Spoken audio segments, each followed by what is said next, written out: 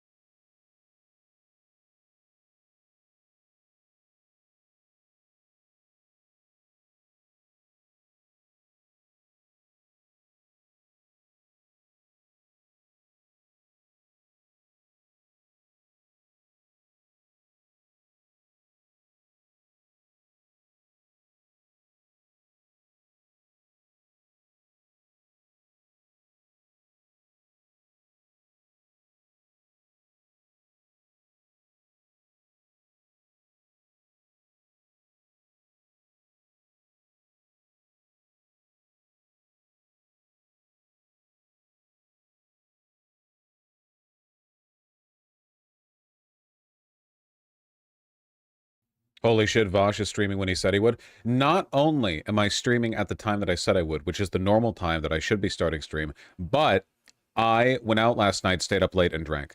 And I woke up, I set an alarm at 7:30 this morning because I knew that on a morning after I drink, I have like 1 hour to lie motionless, regretting drinking. Because I'm 31 now. Folks, I've got bad news for you guys. If you're still in your early to mid 20s right now, and you're thinking like, oh, come on, I can drink a little bit, I'm fine. Listen, it's genuinely, it's just a matter of time. It's just a matter of time. It has nothing to do with your health or your your level of fitness or anything like that. It's literally just a wall. It's just a wall that you hit. And then after that, alcohol just becomes like a just more of an investment, you know? Also, check this out. Yeah, that's right. Listen, Trump won, liberal, okay? This is a pro-America channel.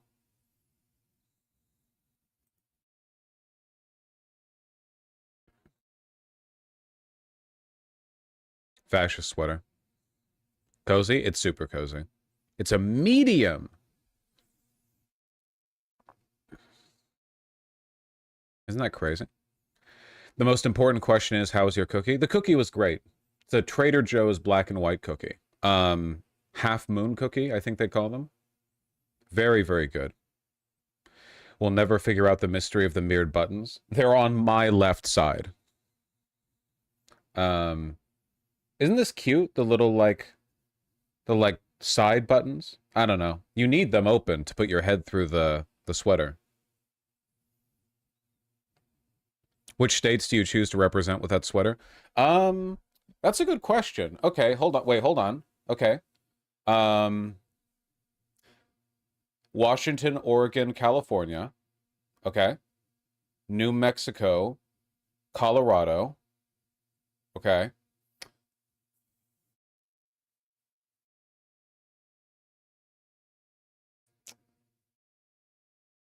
You know what? Minnesota, Kansas, Texas. Not because I respect Kansas and Texas, politically, but because they are fundamental to Americana. Okay? Listen, we dream of the Texas that could be. All right? Okay? Michigan, and then somehow Illinois. All right? Maine, New York, Virginia. I think that's who I'm repping. I think that's who I'm repping. I think that's what I've got.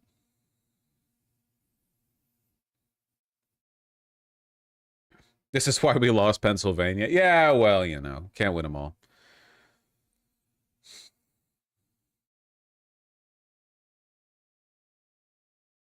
Worst state? The worst state is unambiguously Oklahoma. No, Georgia is crazy. Look, I wanted to put Tennessee in there because Nashville is where Imogene and Willie's based out of, you know? Not Florida. No, Oklahoma is genuinely... Oklahoma has every bad part of Florida or Texas, but no culture. Florida and Texas both have, genuinely, and you can't really deny this, lots of culture. There's lots of stuff going on in Florida and Texas that's interesting and worthwhile, even if in aggregate it's terrible. Oklahoma is all terrible. There's nothing good going on in Oklahoma.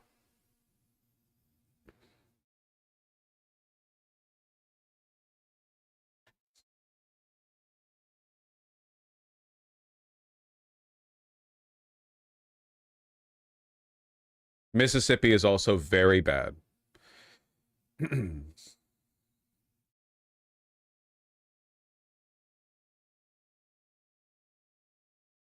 I mean, Oklahoma is a big Native American population. Okay.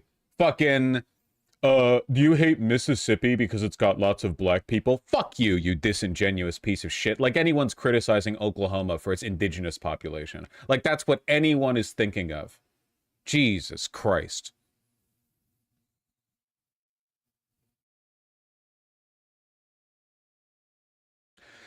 Yeah, somebody mentioned this earlier. And I was going to mention this anyway because it's, you know, it's worth noting, I guess. But yeah, Innuendo Studios put out a video about how he's basically like pausing and or quitting the channel because he's in the red, you know, which is pretty sad. There's like a lizard brain part of me that wants to be petty because I think he was mean to me on Twitter 3 years ago. I don't even remember about what. Um, but like his videos are genuinely excellent. It's really a shame. You know, when stuff like this happens, and stuff like this happens pretty often, by the way, I always think about how much money there is floating around in... Oh, he would hate me making a segment out of this, but what are you gonna do? Listen, okay? Ducks quack, I do this.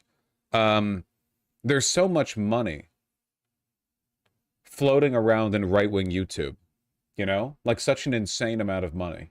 And I'm not talking just like through donations or ad revenue. I mean, like, look at Tim Pool was getting paid 6 figures a month to make Russian propaganda videos that were essentially identical to videos he was already making. The amount of money floating around out there. And if you think about it, it makes sense.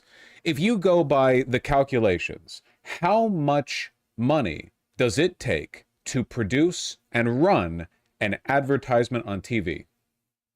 Or run a TV show? Or run a news organization, right? Incredibly expensive. When compared to the reach of a single successful internet content creator, the amount you have to invest for the outcome you get, the difference is enormous. This is one of the things the Democrats mess up on all the time. The Democrats will spend hundreds of millions of dollars running TV ads. You know who sees them? No one. Oh, sure, some people see them. They're not cost effective. They don't sway people that much. You know? You know what's really effective cost-wise? I mean it, really. It's also a more authentic way of moving people over in their, like, from their perception, right? Because when a TV ad pops up advertising a candidate, right? You know it's an advertisement. You see that and you're like, okay, there's the ad, right? But what if rather than spending hundreds of millions on ads, instead you spend a few million deep planting conservative operatives and propping them up within social media so that people grow up watching them? You've got 12-year-olds, you know, watching Sargon of Akkad videos or whatever. It doesn't feel like an advertisement to them, even though in terms of like a direct expenditure, it's like cheaper than an advertisement. It's effectively serving the same purpose, you know? You get me? There's so much money that moves around in the right-wing sphere, and it's not from the donations, and it's not from the AdSense. It's from direct investment. The thing that, like, fucks me up here, too, is, like... Excuse me. The thing that fucks me up here is that the largest Innuendo Studios videos, which are from 5 or 6 years ago, the alt-right playbook, right? Very popular, very influential. They've got a few million views. I guarantee you, okay, that these videos have moved more people further to the left than the comparable cost equivalent 1,000 times as much in TV advertisements. Like however you want to do the math, run the numbers, right? Whatever amount of effort and money it took to produce this, you multiply that by 1,000, put it into TV ads, you'll do less than Innuendo Studios did. You get me? Is part of the problem that lefty YouTubers would vomit at the sight of DNC money? Sure. But that's the thing, okay? The right doesn't just have, like, the RNC DM people or email people or whatever and be like, hey, do you want to be part of the Trump 2024 campaign? They operate in much more subtle ways than that. There's this giant network of wealth where they have, like, shell companies and affiliate links. They have companies that are more willing to pay out and offer sponsorship deals. Like, then they funnel a lot of money through that. They've got this, like, really complicated network of distributing money. And for the most part, this system of distributing money is, in my opinion, dishonest, right? It's fake grassroots. It's astroturfing, you know? You have a lot of corporate money and you use it to create a facsimile of something authentic. But there are authentic ways to do this, okay? It is not that difficult, and in my opinion, not inauthentic, to find ways to financially reward people like Innuendo Studios from a higher level than just Patreon subscriptions. I'm not talking about just giving them money. I mean, like, why the hell aren't there left adjacent or left affiliate companies that offer sponsorships? Think about that for a second. There are literally dozens of right-wing companies that don't turn a profit, that exist exclusively as a, like, virtue signal sponsorship, like, whale to dozens of YouTubers and streamers. Think Black Rifle Coffee stuff, right? Now, the point of these companies isn't to turn a profit. The point of these companies is to build inroads, to build a network between different creators, to financially reward people for speaking favorably about them. You know, it's, again, like I say, they're smarter than just like the DNC messaging you and giving you money. Funnily enough, you know who's stupid enough to play that strategy? The DNC. There are actually some like TikTokers, just a few, who have basically been directly reached out to by Democrat aligned super PACs or whatever, just brutish and unsophisticated ways, and then it makes them look like shills. You know, I don't know about you guys. I don't want to die in a death camp. Okay, this is a major issue. Why is it that somebody with the talent, like Innuendo Studios, why is somebody like that scraping together pennies? He's done more to pull people over than any of these fucking DNC consultants with six-figure salaries. I guarantee you, many times over.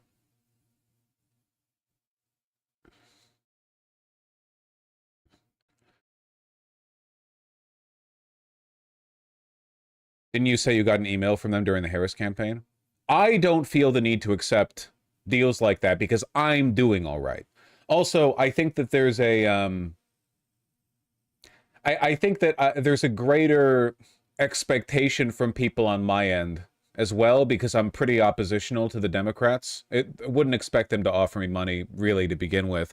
I will say though, you know what? And I'll say this, by the way, like out front, if there was a company that produced a product that was good in quality, and that the purpose of that company was they did sponsorships with left YouTubers or streamers for very large amounts. And basically the whole point was, how do you financially reward people who are on our side through an acceptable mechanism of outreach and engagement, you know? Yeah, I might take it. If the product was good, I wouldn't lie to you guys. The product would have to be good. You get me.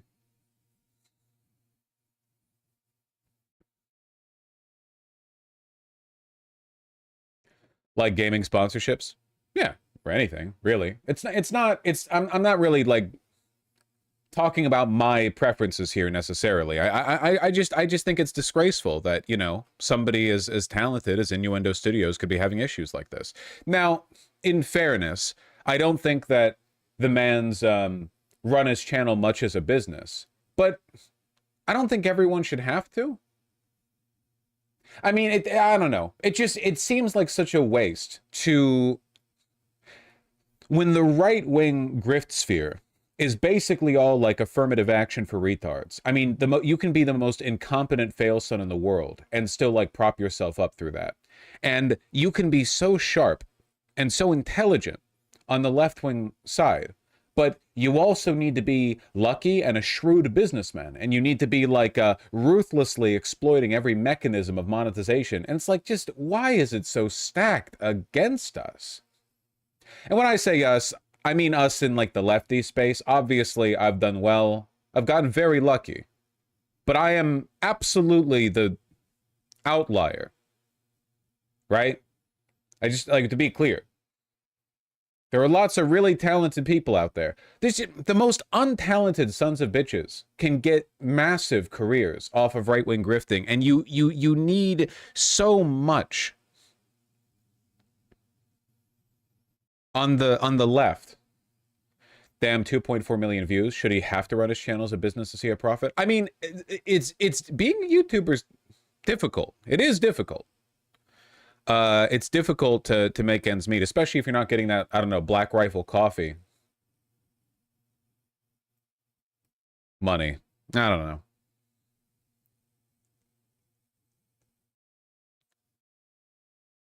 Sam Cedar is sponsored like that. I know Sam Cedar is sponsors, and God bless him. There's not a damn thing wrong with that, you know? You don't want to engage in like moral purity testing to the point where it's like, well, actually, you shouldn't be able to make a living as an advocate for leftist politics. What the fuck are you talking about? What? Who sent you?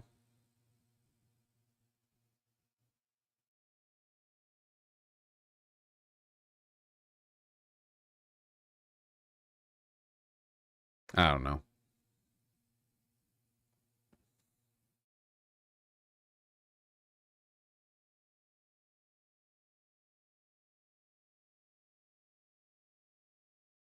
The semiotics of cuck. This is the theory that I listen to before I accuse you guys of being mean to me.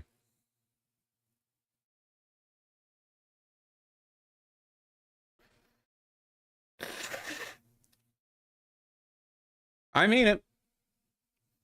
A lot of the stuff that I've talked about on this channel for years are essentially like iterations on information that I first encountered watching some of his alt-right playbook videos.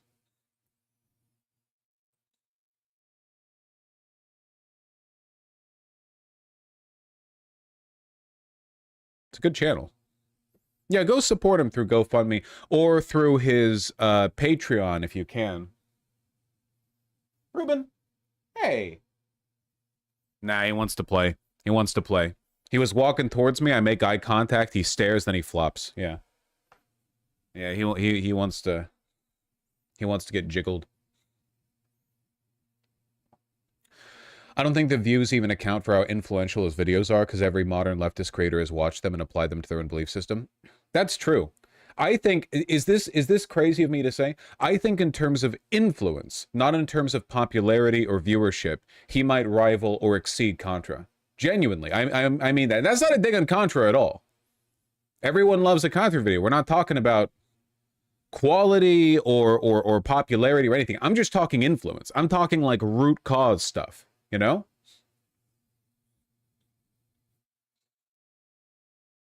No, the two bad bitches are not being pitted against each other. Oh, there he goes. See, he walks up slowly, and then he runs because he knows I want to get and scoop him. Like that. I have no idea who that person is, but I trust you. Okay, well, you know what? Sure. Go ahead. Here's my rec, okay? Go ahead and watch the alt-right playbook, You Go High, We Go Low. Just see if you can glean any information I might have picked up on, like basically right before I started my channel. It's formative stuff. Now, was Innuendo Studios mean to me on Twitter at some point? Probably. A lot of people have been. But you know what? I'm willing to be the bigger man and say I forgive him. Good stuff.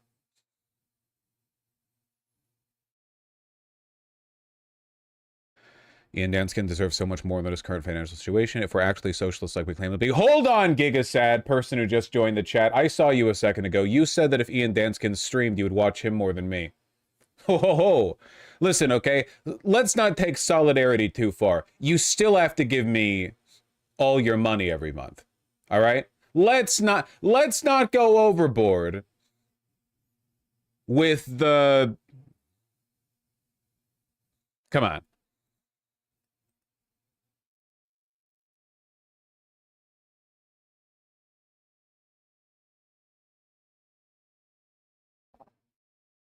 You want to know how influential Innuendo Studios / Ian Danskin is? You know, I heard about this video.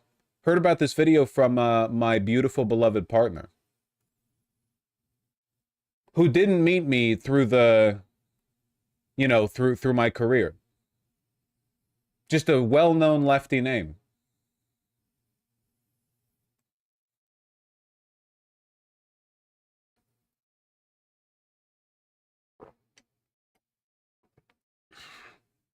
Video essayists have it the hardest in keeping money afloat. You guys ever wondered one of the reasons why I've always been like weirdly hawkish when it comes to paying money for the stuff that you watch? Like when I've said that, if anything, streaming services should cost more, video games should cost more, whatever else. One of the reasons for that is because I, by virtue of it being my job, I'm keenly aware of how little being a YouTuber pays. You have to be very big. And my channel, I have 2 channels. Between them, it's 15 million views a month. Okay? Which is, by the way, like the amount of viewership that I get, this would be the rival of channels in the heyday of TV. And it pays a good amount for me and my editors. It does. But it's a tiny slice of the pie.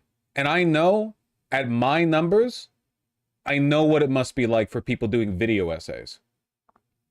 My editors put out multiple videos a day. A well-researched video essay can take months. Months to come out.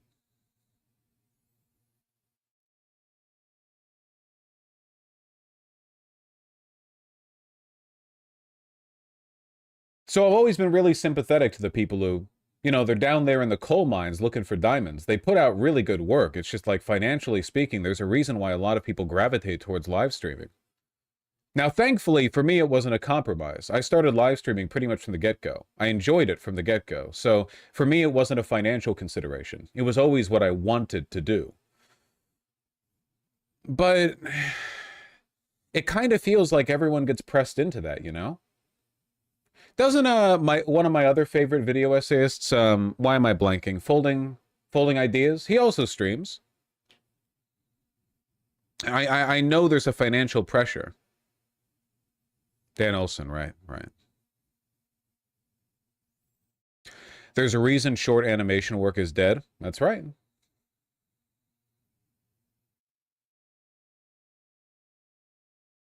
I don't know. It's just sad. I thought you started out doing video essays. The only reason I did video essays to begin with rather than streaming was because I didn't have the internet capable of streaming. As soon as I got that, I started streaming. It was the three pieces I needed to assemble. The microphone was gifted to me by Omnic1, the legendary Redditor from Destiny's community who started it all. All the good, all the bad, all the evil from that one kind donation. A little camera, a little webcam. Also gifted to me by a viewer, though I'm very, very sorry, and feel free to reach out to me if you know. I don't remember who it was who specifically gifted me the webcam money. Was it a Logitech C950, I think? And then there was the internet, and I got that. And then, damn. Don't you still have that mic in the background? Still works. Kind of beaten up, though, but, you know, I'm not keeping it for its use case.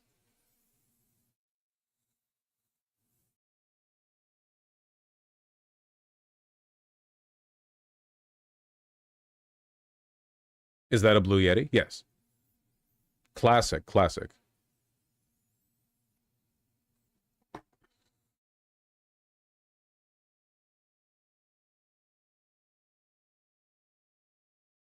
Well, anyway, support Innuendo Studios if you can.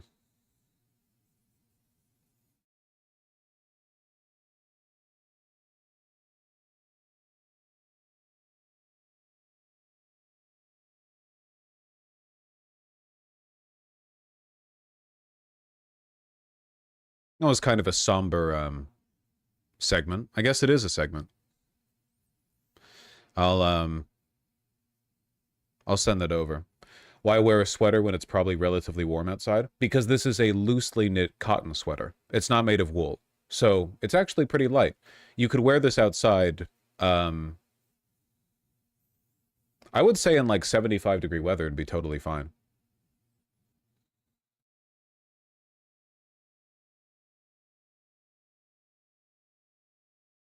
Are you wearing the sweater raw? No, I have a blue shirt on. Underneath it. Is it tight in your torso? I got it a little smaller than I originally got it. The reason being that it's a loosely knit cotton sweater, it will stretch out a little bit as I wear it.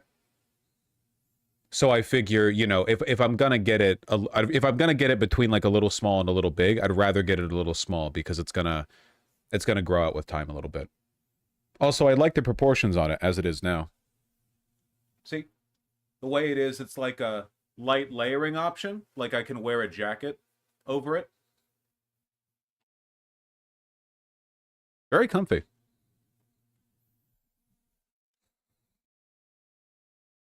I would not wear these shorts outside with it, but I do wear these shorts a lot inside.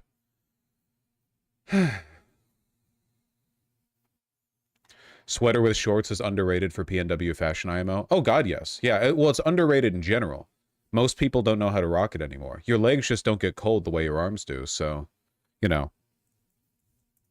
I'm not exactly rocking the same fit right now, but a crew neck and shorts or a sweater and shorts is like a classic menswear fit. This photo of Harrison Ford from the 80s, yep, is famous. Little pair of shorts, nice crew neck or sweater. You got it. You got it, baby. Speaking of clothes, that photo with those pants is insanely cool. You guys like that? Yeah, I tweeted that before I went to the show the other day. And I won't lie, I do think I'm popping off a little bit with this one. I do feel like I'm hitting it from the back, so to speak. Yes, sir. Yeah, the bouncer complimented me. The bouncer was like, I like your pants. And I was like, I wish they didn't dig into my waist so much, because they're a little too small on me. Little too small. But I'll lose the weight. Okay, slut. I did get laid after the show with my beautiful partner.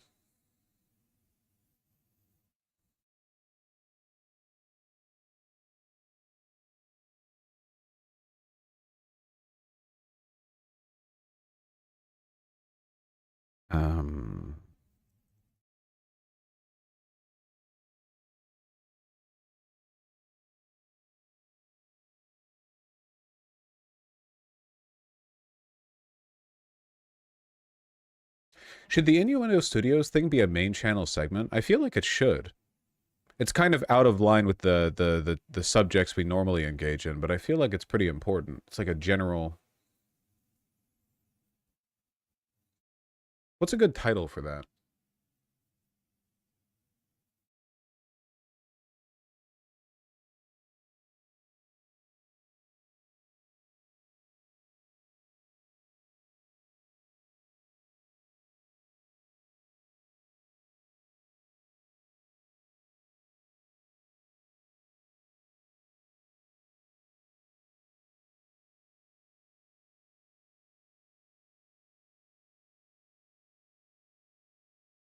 Why do leftist YouTubers go bankrupt? No, because that implies it's me. I'm a leftist YouTuber. That feels like clickbait. You know what? Maybe not. Maybe, well, you know what?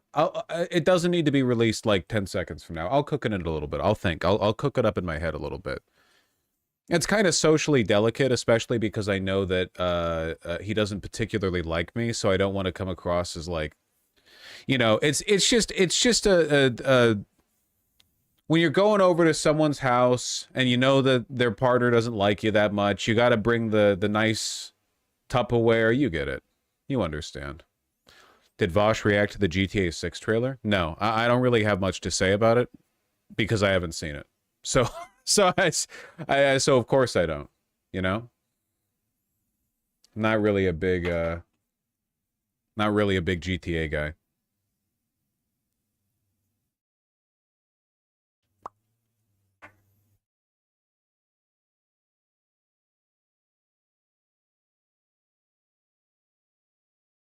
Why does he not like you very much? I'm too tall.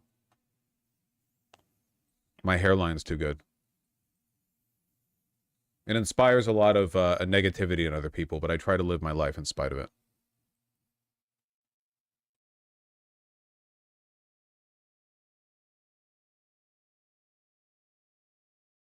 What the fuck is the other thing that I was going to look at?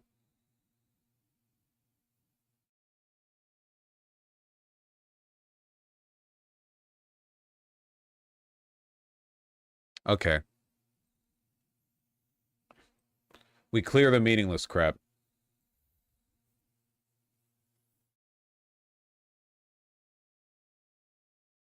You guys see this? Did you guys hear this? Or it's not about Oh my goodness. We're just going to get some help here for Cameron. Let me come back to Lydia while we get some help for Cameron here. Lydia, the President, we're going to go to a break right here. We'll be right. That's crazy. That his like his instinct was to continue the segment, and then he was like, "Wait, I can't do this. That's actually a bad idea." That's really funny. Did the Biden economy cause this? Presumably. Too much wokeness in the air. Damn, I wonder. She just full on like passed. I wonder if there's like a brain thing. What causes that? Being dehydrated? Maybe. Ideology, or it's not about. See, that's like a movie. I've never fainted before. I've been put to sleep for surgery. I've never like fainted. I don't know what that feels like. That's crazy. She's not eating, probably. Maybe. I don't want to assume it's something like that. You know, that's like a gay womanly reason to pass out. I've been told. I wouldn't say that though. That wouldn't be very woke of me. Yeah, I don't know. You ever seen those videos of soldiers who have been standing at attention for 8 hours? They pass out because they've been locking their knees. I always wonder how that feels. Is it that their knees are locked and then they unlock them and then there's the rush of blood and that makes them pass out? Or is it like just what, like at what, can't they feel it coming on and then avoid it? Like do something, you know, like, I don't know.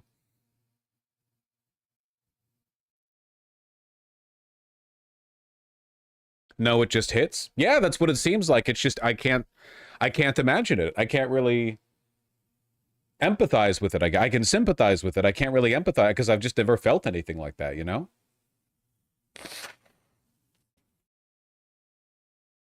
Just wild to think about.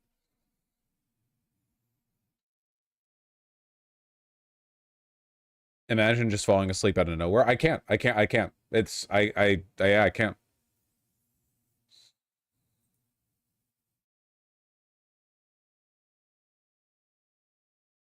Your vision just starts going black and then you wake up somewhere else.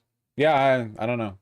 I'm kind of curious, I guess. I mean, the only thing that I can think of that's even close is when I got put under, like, for surgery. And then, of course, the experience there is they tell you to count backwards from 10, and you're like, okay, liberal, I can do this.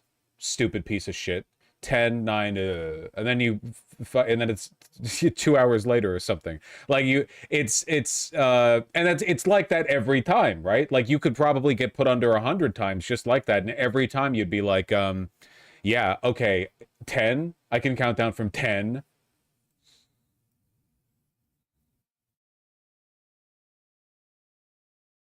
Have you ever been so tired you fall asleep while sitting on a chair? No. No, I've never been able to fall asleep even while flying, like even while trying to sleep.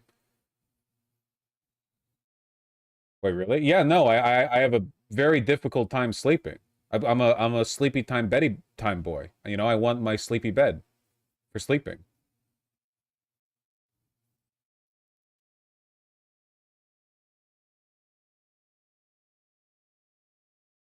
Ever gotten tunnel vision on a roller coaster? No, I don't like roller coasters. I don't enjoy that experience very much.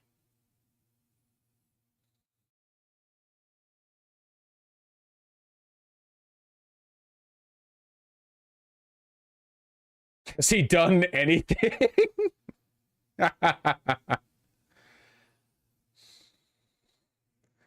All right. Okay, bucko. All right, buckaroo. Oh, it autoplayed again. I've got severe narcolepsy. I've fallen asleep while driving. It's so scary. Oh, I did used to not be able to drive during road trips because I would get bored and that would make me sleepy. I didn't fall asleep, but it would make me sleepy. But ever since getting on Adderall, like 5 years ago, it's not been an issue. It was literally like an attention thing. It was like just driving is boring. Like on a road trip, I mean, not day-to-day driving. You're just driving down a straight road for like 3 hours. Holy shit, everyone's on Adderall. Yeah, it's not like I was hiding it. Look, I fought for my Adderall, okay?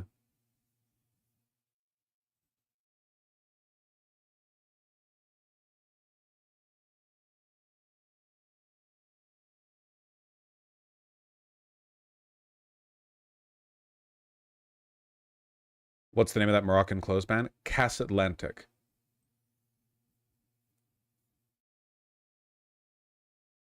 Who else going to Hetero Awesome Fest?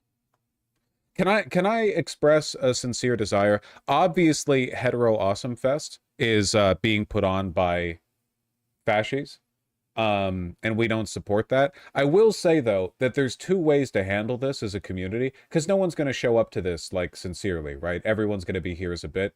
There are two ways to handle it. One of them is that you protest against it, and the other one is that queer people show up as allies to the straight cause. And that's what I want to see happen, okay? I want to see a bunch of flaming homosexuals, just the queeniest queens, go to Hetero Awesome Fest and sincerely, and I mean this, like not be a bitch about it, but I mean like really go and be a good ally. Because I think that would make for good television. It would be pretty tough for folks to get mad about it too, you know? Try to make a culture war dynamic out of that. Bunch of queens running around talking about how they think pussy is gross, but they support your right to touch it if you want. Do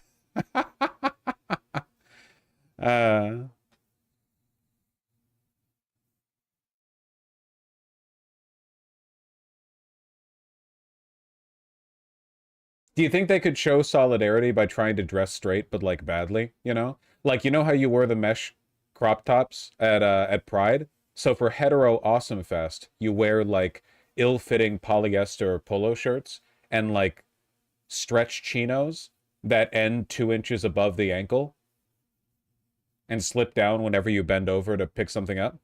I feel like you could do something with this.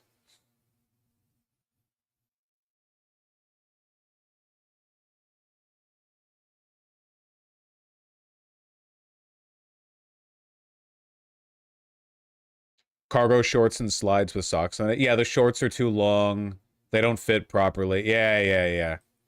And it's not even like nice crew socks. They're like boot socks. Yeah, for sure. There's real like meat on this bone.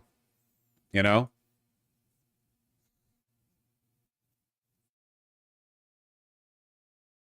Hetero Awesome Fest, inspired by the restaurant's inaugural Heterosexual Awesomeness Month, Reddit-controlled bar, held last June in response to Pride celebrations, June 20th and June 21st, in Cecil D. Andrus Park. Okay. It'll feature live music, speakers who are on the front lines defending traditional family values, and local food and drink vendors, according to a social media video promoting the event. Well, hold on. No audio? Okay, it doesn't have audio. Okay, hold on. Battle lines. The battle lines of Heterosexual Awesomeness Incorporated at Hetero Awesome are the unyielding front where we plant our sorry, Freudian slip. Our flag for family, truth, and liberty. No retreat, no surrender. We're slugging it out against the gutless enemies of traditional values. Abortion's life-crushing lies, socialism's family-choking leash, big pharma's pill-pushing scams, and the LGBTQ plus agenda's anti-kin chaos, to name a few. From exposing human trafficking's evil to torching woke indoctrination in schools, we've got 7 non-negotiable stands, each one a hill we'll die on to protect the sacred core of family. This is where we fight and where we win, armed with grit and God's design. Man, I really wish there was audio.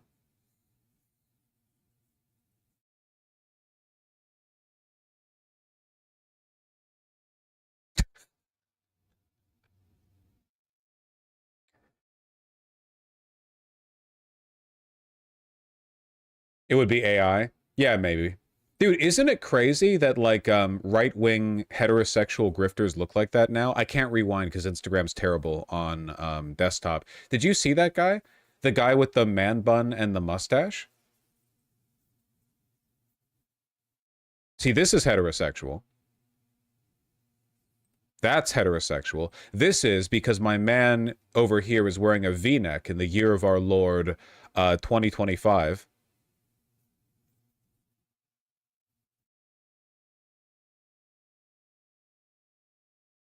They're just a decade behind. Dye Workwear has talked about this a lot, but it is very funny how all of the masculine culture grifters do dress like the metrosexuals of the 2010s. Like, Andrew Tate essentially wears women's clothes. That's not a joke. He wears, like, stretch fabric, unlined pantsuit tops, and ultra-tight pants. Like, none of this would have been considered acceptable even recently. Like 10 or 15 years ago for, like, manly men to dress like that. You get me. There we go. We got him again. No more bailouts.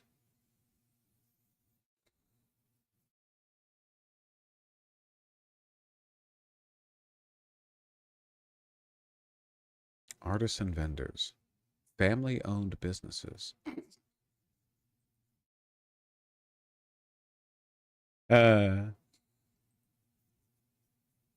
they're just replaying the same video segments. Whatever.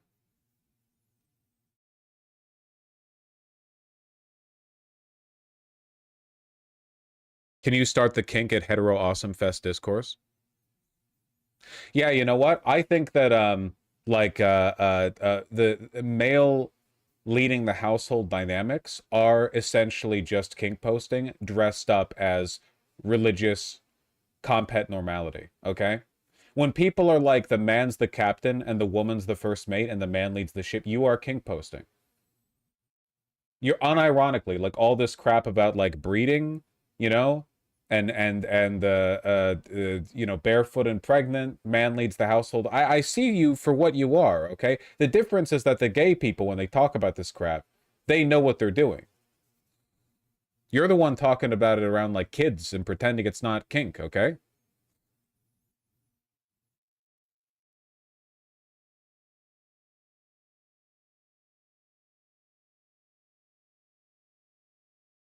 Does this video have audio? We'll never find out. Come on. Instagram. Okay, wait. This also isn't play. Why is there no audio? What?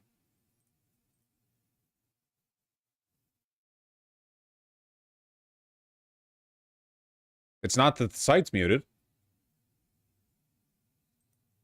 What? So I guess there was supposed to be audio in the last video.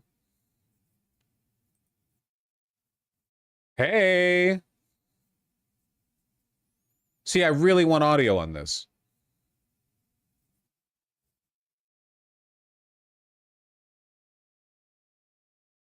Is the volume just really low? I don't... Dude, it's Instagram on desktop. What do you want from me? Is your desktop audio on?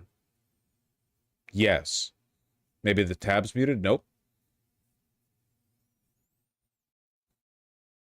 Check other tab YouTube. I promise you the audio is generally working. We just looked at a video link.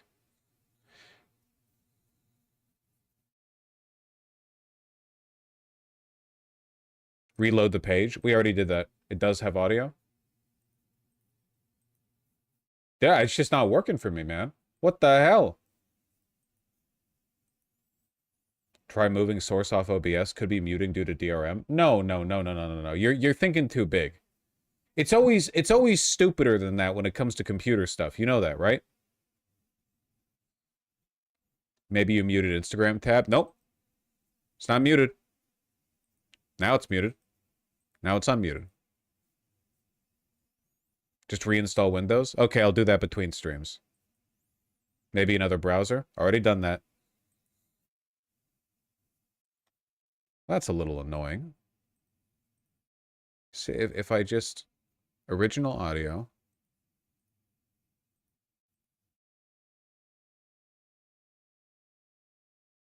Yeah, no idea. You know what? I wonder if they have it uploaded to YouTube.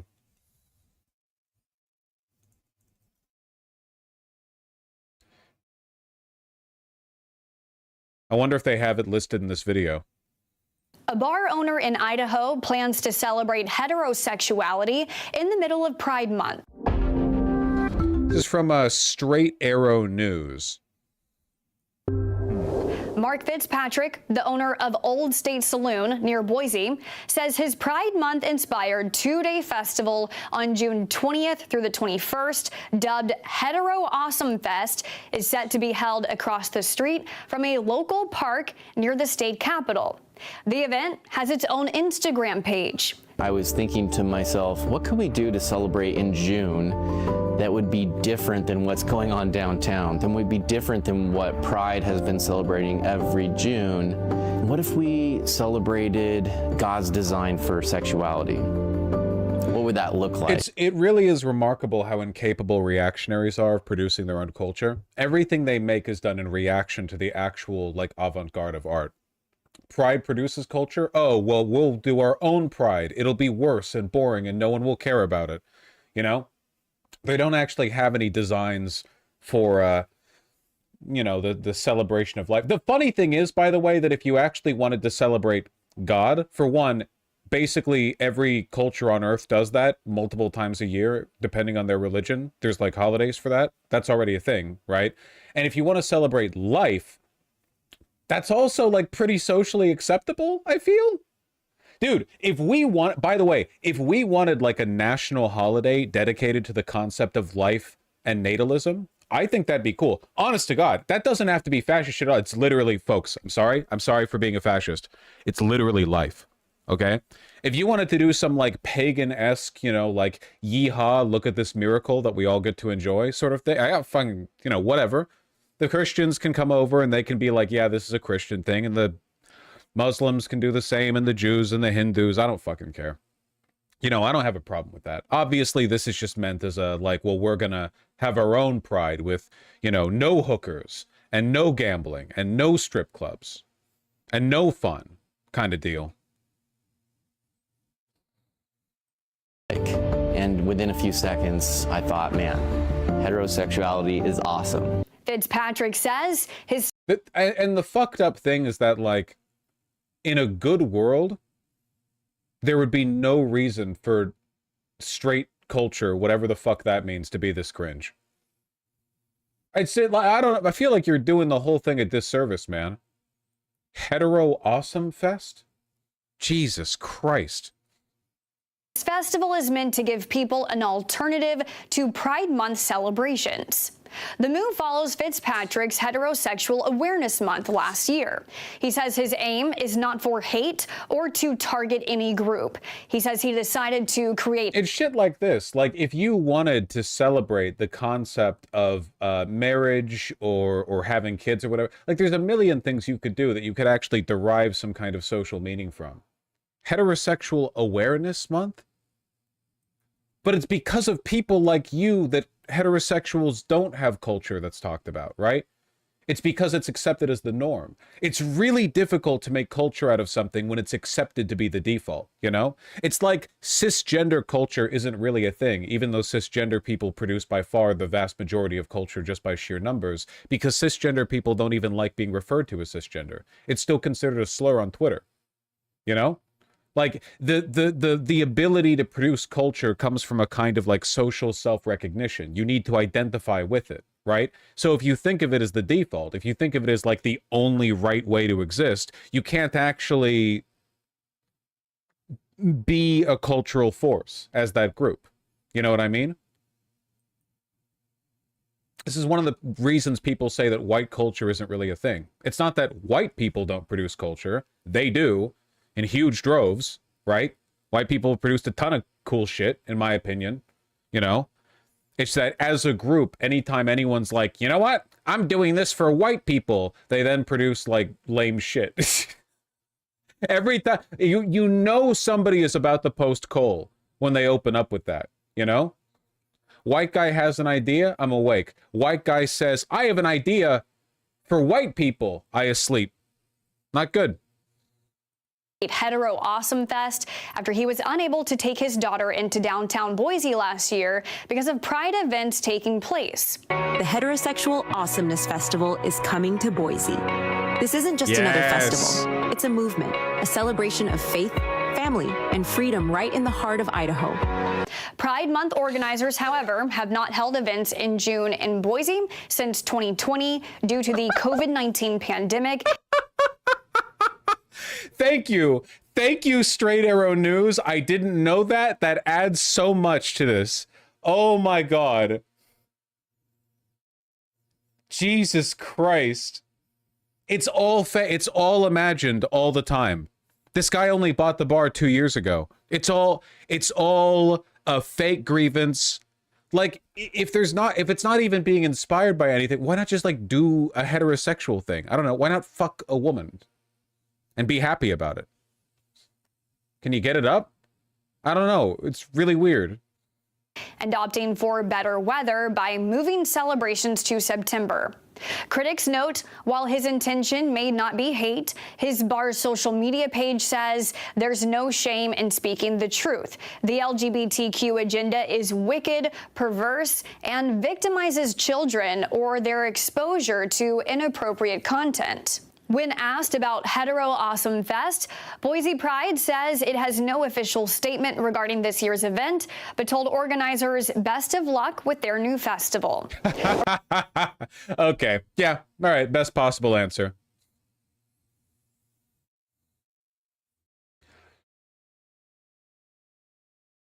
Best possible answer.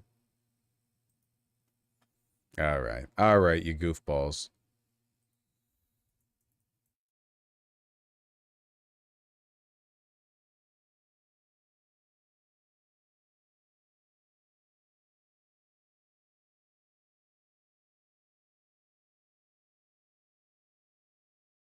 Kind of obsessed with that sweater.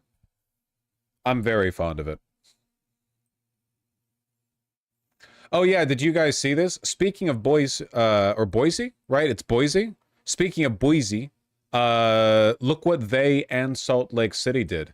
In response to state bans on the display of non-official flags, they made the pride flags official city flags. Look at this. In Salt Lake City, they made the goddamn progress flag. See, it's got the little... It's an official flag.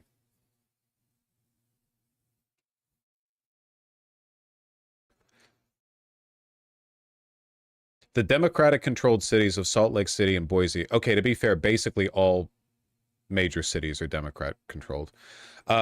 Adopted new city flags this week showing support for LGBTQ plus people in defiance of their state's Republican-controlled legislatures, which have banned traditional rainbow pride flags at schools and government buildings. But now they can show them because they're official city flags. I think it's brilliant. Also, by the way, way more balls on these city councilors voting for this than the average federal Democrat. You know, this is such an obvious, like, thumbing your nose at a reactionary rule. It's so belligerent compliance, exactly. Malicious compliance, yeah.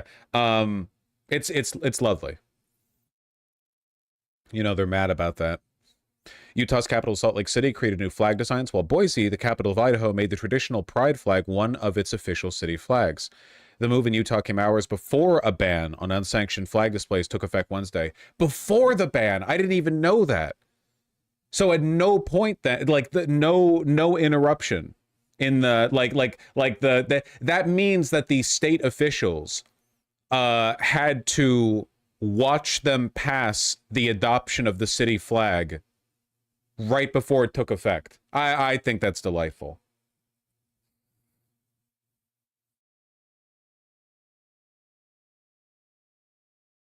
My sincere intent is not to provoke or cause division, said Salt Lake City Mayor Mendenhall. My intent is to represent our city's values and honor our dear diverse residents who make up this beautiful city and the legacy of pain and progress they've endured. Fucking based? Yeah, I've heard Salt Lake City is actually a pretty good place to live. The weather might be a little bit taxing at times. At least that's what I've heard. I mean, it's Utah, you know, it's a little dusty out there. But I've heard I've heard Salt Lake City's, don't they have like a decent tram network, or at least they're building one? They have plans for a good one.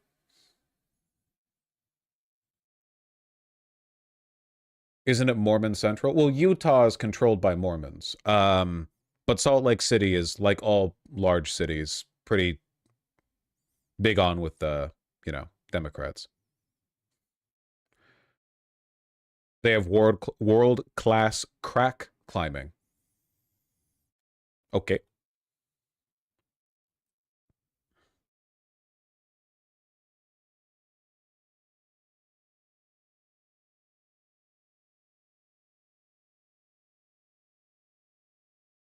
On April 28th, I signed an official proclamation that retroactively established 3 flags as official Boise flags. The blue flag, the one we love, with a monochrome image of the Capitol building and the words Boise City of Trees. The rainbow flag, commonly referred to as a pride flag, and the flag that represents and gives voice to the fact that we are a welcoming city, and a flag honoring National Donate Life Month. We are. Why are local Dems so much more combative than federal Dems? Is it just money? Yep, pretty much.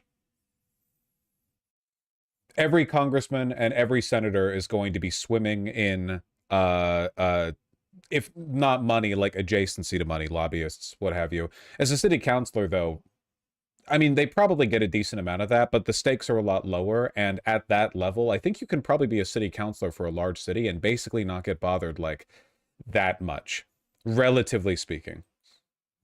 Also, I think it's easier to be combative on a lower level there because everything feels a little bit more down home. You know, you feel like a little bit more of a resident of the place that you govern. Whereas for Congress or the Senate, like everyone, they move from all over the country to the federal, you know, office. It's sort of, you feel like more of a guest of the seat of power rather than like a true occupant of it. So it's a little more, feel like people have a little more personality at the lower level.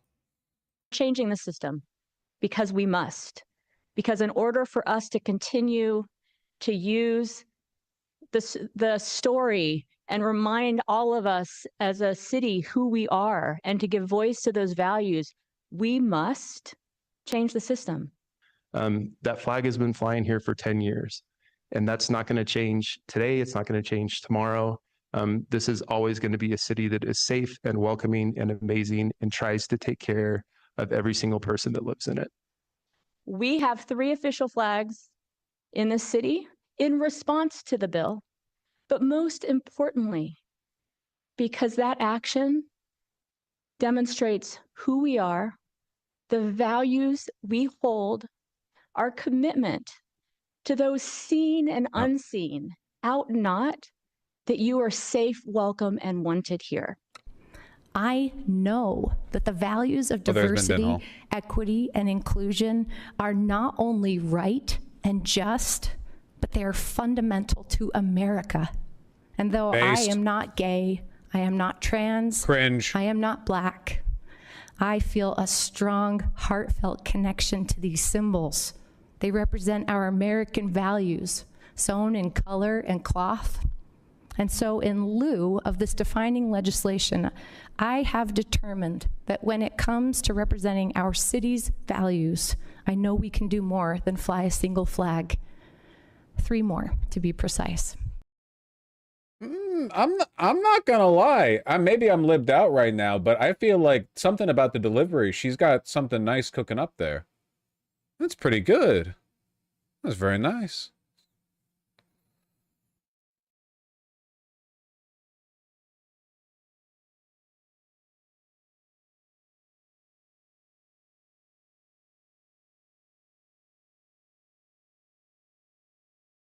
That was a good speech to end the video. And there, yeah, the people doing the AP News editing, they were like, yeah, she cooked with that one. We're gonna let her sing out the end of the video.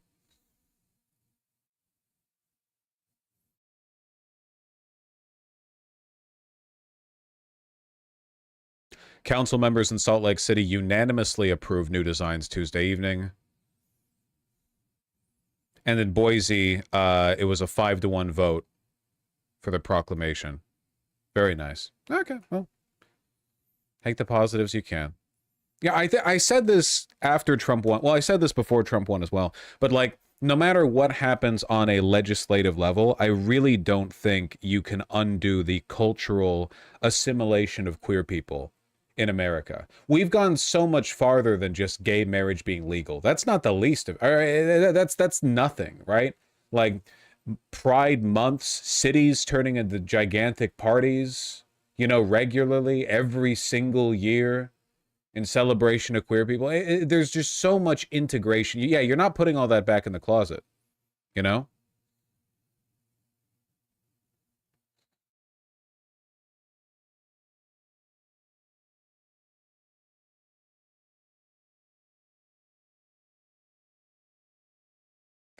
Dems have been making huge gains at the local and state level since Trump won, often in areas where Dems haven't won in over 100 years. Entire county boards being flipped. Yeah, it makes sense. Politics works a little bit better at the local level, at least in the sense that not every election is like 51-49, you know, no matter what happens.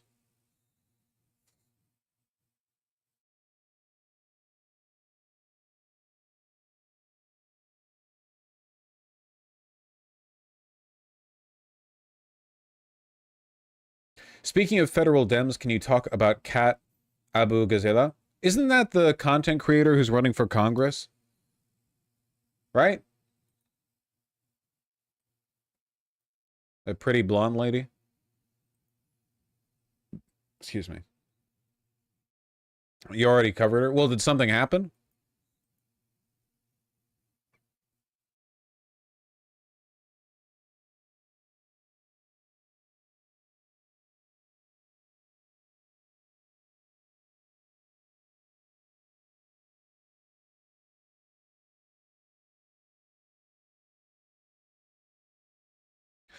The campaign's FEC filing stated that her first week's contributions totaled over $378,000, none from PACs, with the average contribution approximating $32. That's pretty dang good. And then, that's right, that's the new news. Chakowski is not seeking re-election. So she's in an open primary, right?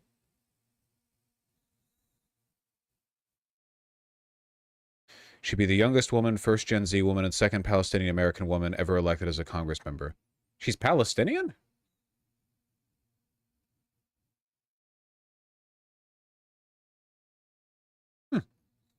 She dye her hair?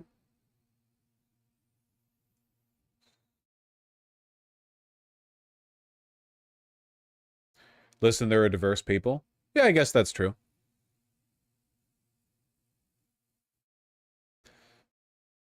Bro, her name is Abu Ghazala. Okay, I can't listen. Okay, I grew up around people who are Arabic, people who are Persian. I can't discern based off the last name. It's not hate.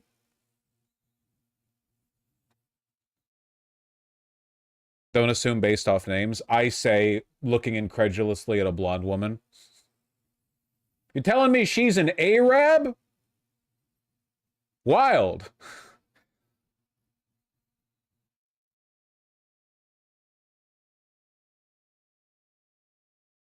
There are some Lebanese Hezbollah members who look like some sort of Irish ginger with pale skin. That's true. You know what we need to recognize, by the way? And I'm about to say something that is either very racist or very based, okay? The Aryan archetype actually has nothing to do with whiteness. You're actually just talking about a specific set of phenotypes that are expressed in all races. And we understood this in the creation of maybe the most scientific and comprehensive understanding of race there is, the Chads by a different name, right? So you have Chad and Tyrone, and then you have, what's the Indian one? You know, there's like 50 Chad names from like a bunch of different races, right? Chadjeet. That's right. Chadjeet. Exactly. Basically what I'm saying is I don't actually think Aryans are real. I don't think that's a real thing. You're telling me that it's like white German people, but also the name comes from Iranian people? This sounds fake to me. I think what you're really talking about is like you got a glint in your eye and a strong jaw, and I think you got that everywhere. Okay? We're talking about a uniformly distributed, like, phenotypical arrangement, right? Because I've seen white people, and listen, there are some okay white people out there, but, you know, even amongst the people with German heritage, most of them aren't hitting those phenotypical, you know. Also, a lot of Aryan features are found in Slavic populations. Yeah. Germans march eastward into Poland, and the average, like, Warsaw Jew has, like, blue eyes and a lantern jaw, and the Nazis were like, ew! The beetle-faced Hitler staring down at photos of people that he's going to order into camps. 9. Why are they so handsome? Literally, BJ Blazkowicz. That's true. He's Jewish, right?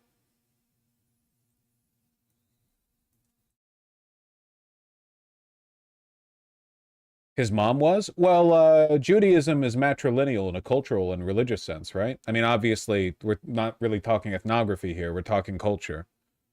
Real historical figure? Yeah. It is funny, though, right? That they would take a guy who looks like this and they'd be like, yeah, he kills Nazis. By the way, he's Jewish. Sure. Yeah, whatever. I don't fucking care. Hell yeah.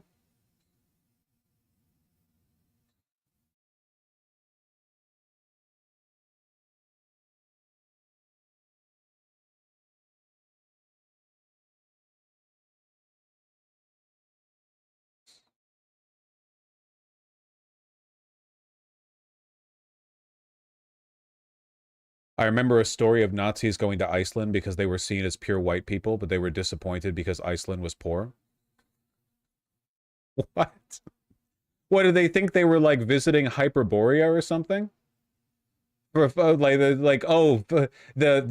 I've seen so many, like, Chad Norwegian Wojaks. This must be their haven. This must be where the sharpest jaws probably am. I mean, dude, they were really fucking stupid.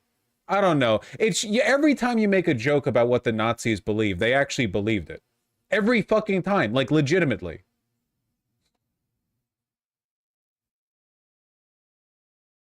The only World War II fascist power that had a sensible theory of race was was when the Japanese heard the Germans explain what Jews were doing, and the Japanese were like, they sound like a powerful ally. We have to. They did what? Started World War I, collapsed your economy. Started World War II, suppressed the entire... Jesus Christ. They control the world? Yeah, we gotta fucking make friends with these guys.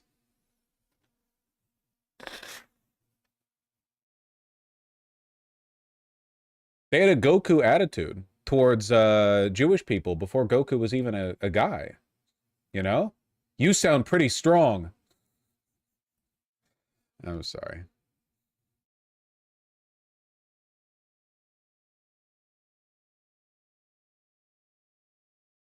I'm gonna go all out.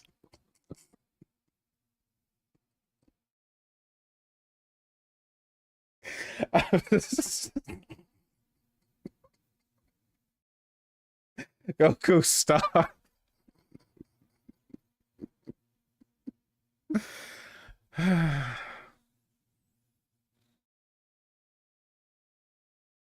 Get us out of here. Get us the fuck out of here, please.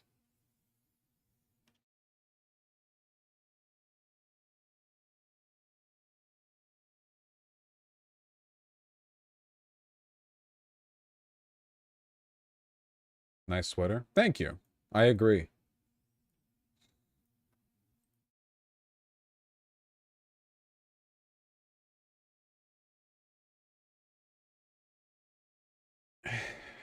If I recall correctly, didn't Mussolini also be really open about who were the true Italians? Well, Mussolini was different because it's really complicated, but like Mussolini was like the only fascist leader who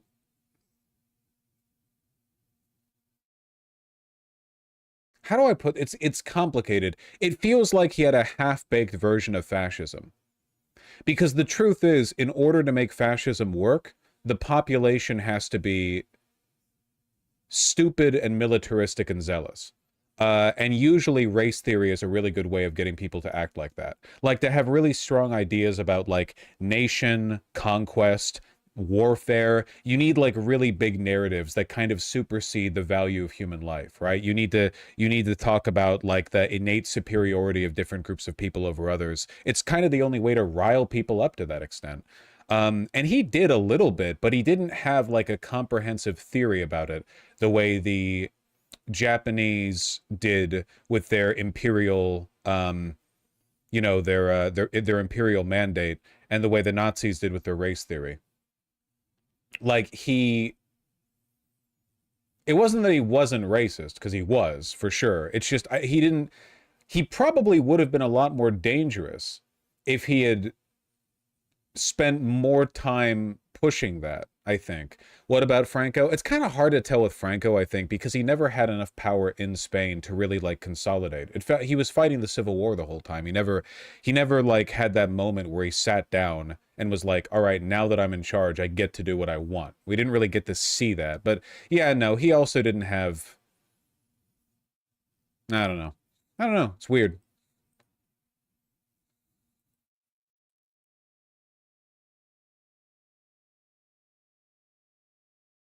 Yeah, Franco was a little more committed to it. He just didn't get to do a lot of what he wanted. It probably would have gone like more out of control if he had actually had the consolidation he was looking for. Anyway.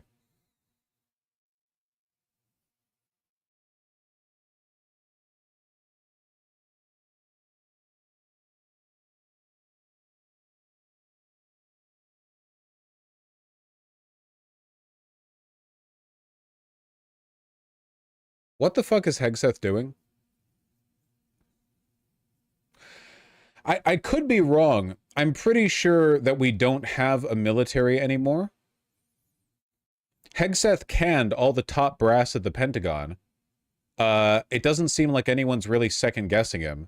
And he's, like, restructuring everything. But he doesn't know anything. So what is he restructuring?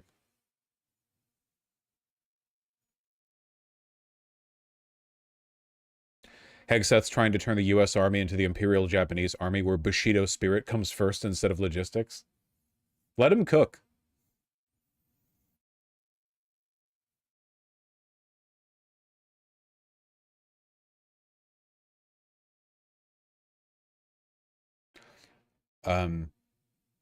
Major restructuring of the Army was on the table, including the mergers of Army Futures Command and Training and Doctrine Command into a new organization. Why? Other moves of note include orders to reduce and restructure manned attack helicopter formations and augment with inexpensive drone swarms capable of overwhelming adversaries, and divest outdated formations including select Army and aviation units across the total Army. Which armor and aviation units?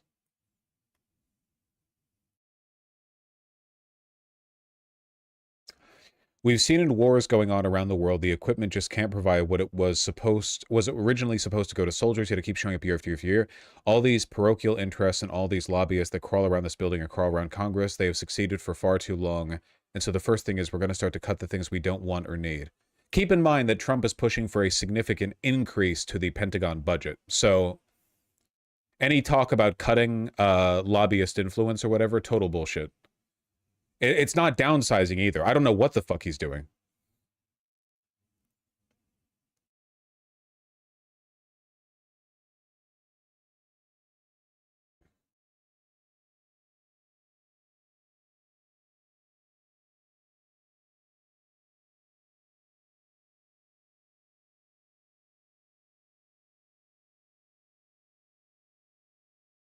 Cut to aviation and ground vehicles. Stop producing the brand new light tank, the M10 Booker. Classic example of a sunk cost fallacy. Let me Google really quickly. M10 Booker. Does it look cool? Looks like a tank to me. Light tank? I like that it's got like a bunch of little binoculars pointing out. I think that's cool. I like that it's boxy. You know, it's got like, it's very like angular. I like that. I think it's cool. Yeah, I like it. I like it. It's tiny compared to the A. But yeah, you can see like proportions wise how small it is. Those are smoke grenade launchers. Makes sense, right? I mean, it's a light tank, so it's not... Yeah.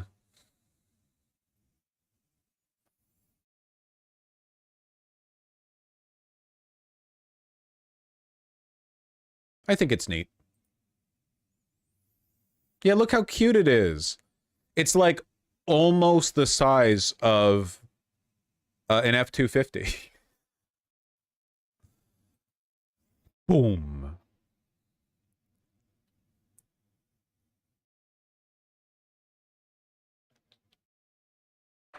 That looks loud. Small on the outside, nightmarishly cramped on the inside. Well, how big's the tank crew? If it's like 5 people in there, yeah. But if it's like a 3-man crew, maybe it could be a little less uncomfortable.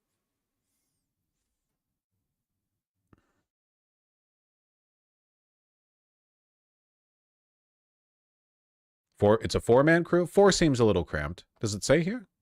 Main armament, I don't see it. Oh, well, whatever. It's not that important. Navash, armor's always cramped inside. Yes, armor's always cramped inside. However, there are degrees of difference because I've seen the inside of different American and Soviet tanks, and there are definitely differences in how cramped they are in the inside. 4-man crew seems a bit cramped, but you know, whatever. Beep, beep. Yeah, I think it's cute. Does this whole chat have tank autism? Listen, this is a rare community where any tank autism that you see, you know for a fact it's not like weird Wehrmacht, like World War II Panzer tank fetishism, you know? It's not a bunch of people who claim to be like really in on military logistics, inexplicably defending an overly designed, overbuilt, over-engineered, too heavy vehicle that broke down all the time in operations. Wonder why people do. I wonder why. Wonder why people are always glazing the German armor when it was like empirically inefficient and they were over-engineered. And I was just very curious, you know, compared to like the Sherman, which was like way more modular and easy to fix on the fly.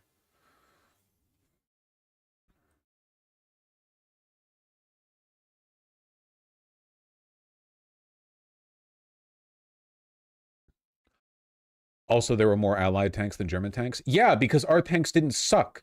Our tanks weren't fucking giant over-engineered messes that Hitler personally interfered with the creation of. Fucking Hitler over there in the corner being like, make it bigger, make it bigger, make it bigger, because he was obsessed with that shit. And then he made something that broke down the field all the time because it was so heavy. Literally did a Musk. The fascist obsession with fake futurism of overbuilding things for the purpose of coming across as intimidating and oppressive while having no respect for the underlying engineering, that goes back a long time. There's a reason the Cybertruck looks the way it does, but is a really like shitty truck on the inside.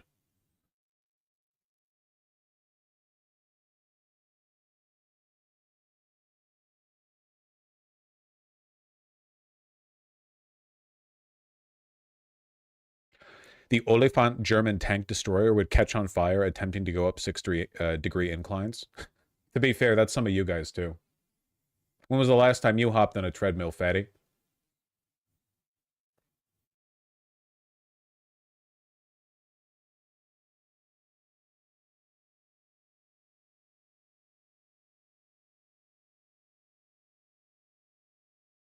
Also on the chopping block, the obsolete Grey Eagle drone. Getting rid of the older Apaches. Not yet clear if the service will opt to replace them with the newer. Okay. Don't helicopters suck? I don't know. Helicopters, it's the obsession with developing like something that can take flight from a standing position, right? Because the, what are they called? The Ospreys? Those are also like really dangerous and expensive. So the Ospreys, am I thinking of Harrier jets? What am I thinking of? You know what I'm talking about. They've had a bunch of like controversies because they like killed people. Osprey? Okay, Ospreys, yeah. Helicopters are pretty dangerous. Killed Kobe Bryant, famously.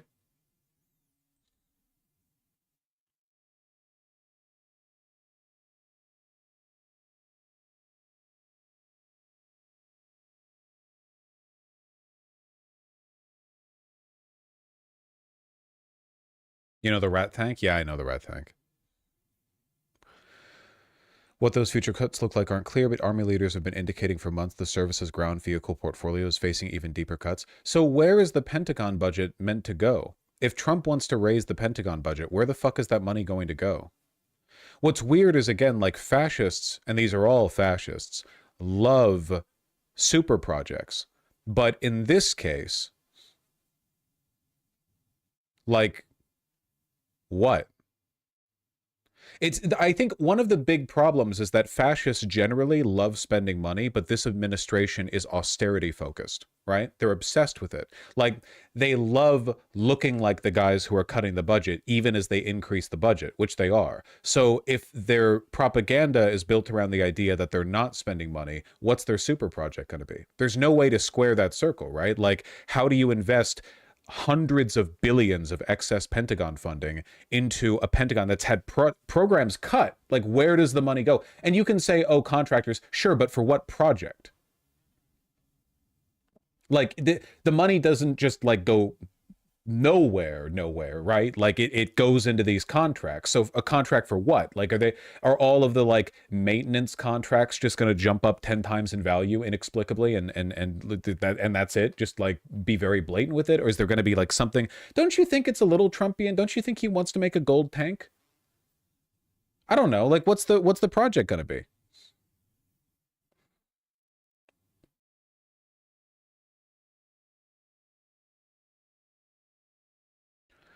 Could be for martial law.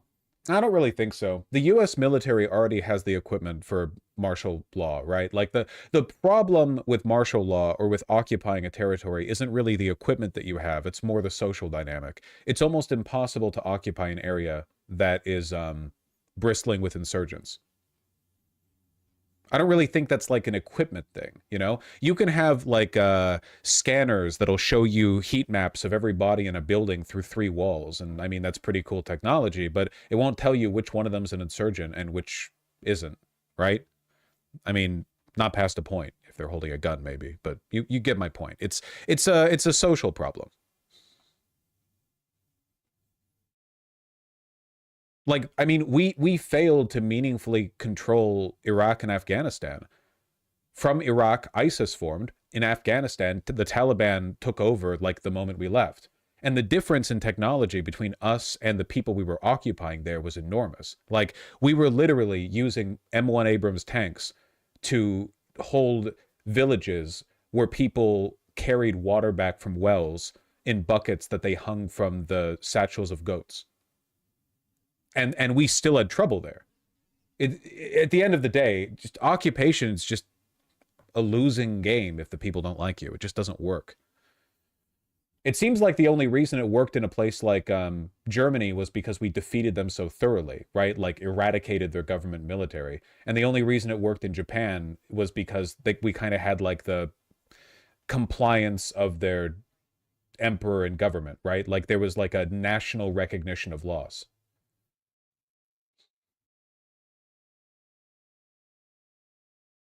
If it wasn't for that, Jesus Christ, can you imagine how difficult occupying Japan would have been after World War II? Like, if the emperor never surrendered or whatever, and like you had like suicide bomb, like kamikaze civilians running at your dudes like every fucking day. Like, Jesus. Yeah, it would have been impossible. There's no way. Just, yeah. So anyway, when it comes to the Pentagon budget reallocations or whatever it is they're doing, I don't think it's about developing the equipment to occupy America, like militarily. I just don't think so. Maybe that's like a consideration for them, but I don't really think that's like the motivation. We're still using Purple Hearts printed from World War II and planning to invade mainland Japan. That's genuinely crazy. Is that true? Like, we expected so many of our soldiers to be wounded invading Japan that we're still like, yeah, we got like 1,000 years worth of purple. Yep, okay. That is crazy. And Vietnam didn't deplete them? We actually ran out this year of Purple Heart. Okay, we finally. Okay. Jeez, that's a interesting factoid.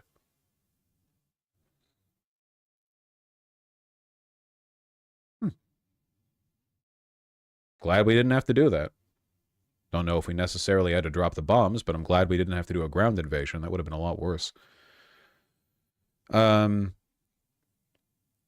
Here we go. New areas of investment. Service is realigning to optimize deterrence and rapid deployment. American homeland deter China in the Indo-Pacific. Increase Army forward presence in the Indo-Pacific by expanding pre-positioned stocks, rotational deployments, and exercise with allies and partners to enhance strategic access. Oh, that's going wonderfully. Yeah. Our Indo-Pacific allies are probably just jumping at the opportunity to do training drills with us now.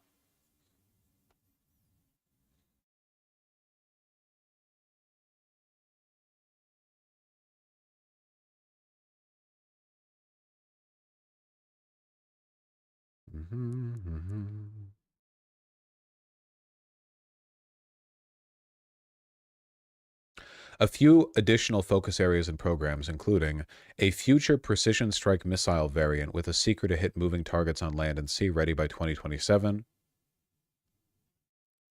electromagnetic and air littoral dominance by 2027, fielding new launched efforts, improve counter-UAS mobility and affordability, extending advanced manufacturing, including 3D printing, to operational units by 2026, enable AI-driven command and control at theater, corps, and division headquarters by 2027.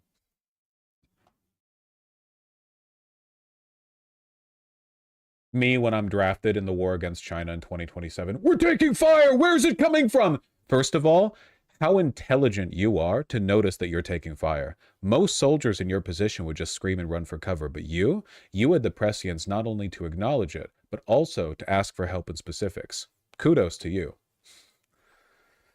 Piece of shit. We're all gonna fucking die. Alright, well.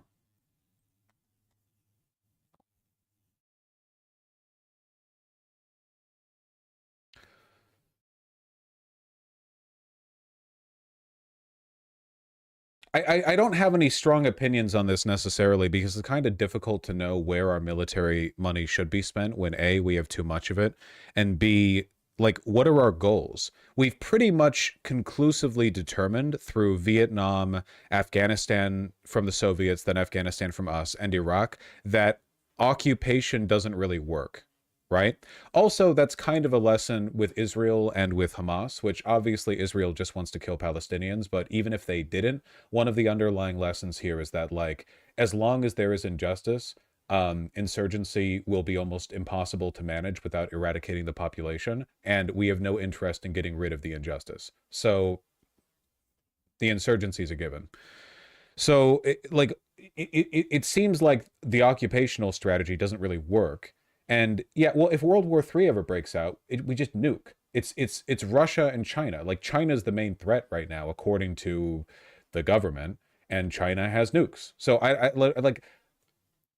don't understand what the game plan is here. My understanding was that for the past few decades, the idea was to make the military. So based on the equipment that the military was developing, the idea was to make the military more capable of doing the sort of thing that we do today rather than declaring war, which is military operations, right? The new Abrams, right? It's got an electric engine. It can run quiet, at least quiet relative to a tank. The goal is to make people faster, quieter, stealthier, you know, do quick operations. We've been gearing our military production more towards facilitating, like, assassinations, right? Counterterrorism, anti-insurgency stuff, not so much long-term occupation. Because if it comes down to it, with, like, a big global war, not only do we win in terms of, like, raw strength, but there's also the nuke question. So I just don't understand, like, what we're developing this for, right? I don't understand what the I guess, like, the doctrine is, you know? Does that make sense? Am I making sense? I'm not like an expert on military logistics or procurement or anything. I'm not pretending to be. I just don't know what we're trying to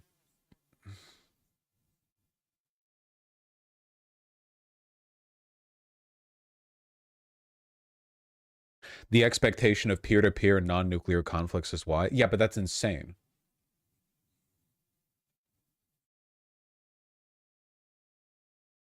No one's going to risk a peer-to-peer non-nuclear confrontation. That's who? What peer? What non-nuclear peer is there to the United States? China is the only country that comes even remotely close, and they're nuclear, as are we.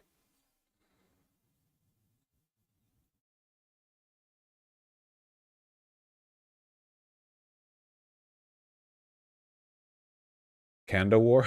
Yeah, I guess. I don't really know if they're a peer militarily.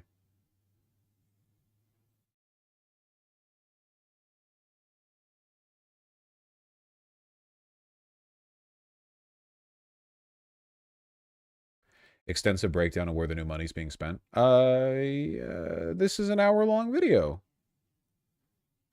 Is there like a summary? Hold on. Why this matters. What am I talking about? Opening words. Navy and shipbuilding, munitions, air superiority. What isn't here? Risks and quiet. Is there like a... Okay, comment section. It's all on you.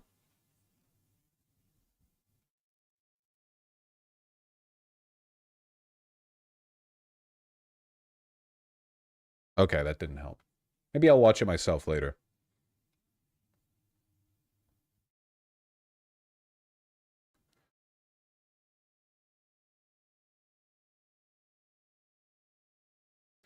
$150 billion of kickbacks. They're all kickbacks. We met Northern Lion, the yard. What the hell? He has legs? One of these days I'm going to find out what Northern Lion's cam setup is. I don't understand how he looks at the camera, like facing it straight on, but also at the computer screen. Does he just have his monitors like really low? Like he has to look down at him and he just keeps his head in the same place? That's crazy.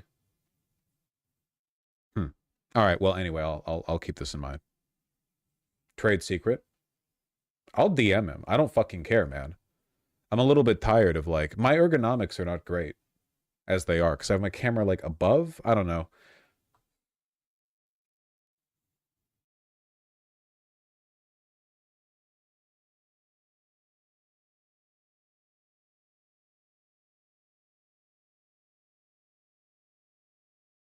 Northern Lion has his camera behind his monitor and turns the transparency up.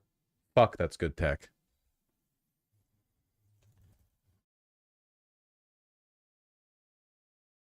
Oh shit, we got a lot to look at. What the hell?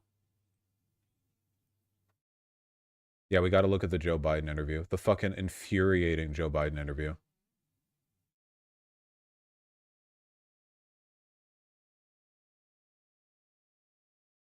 Oh, so maddening. Yeah. Let me pee real quick, then we'll talk about it. Yeah, it's got I do like it more at this size, I think, you know? I kind of like it being a little more trim for layering.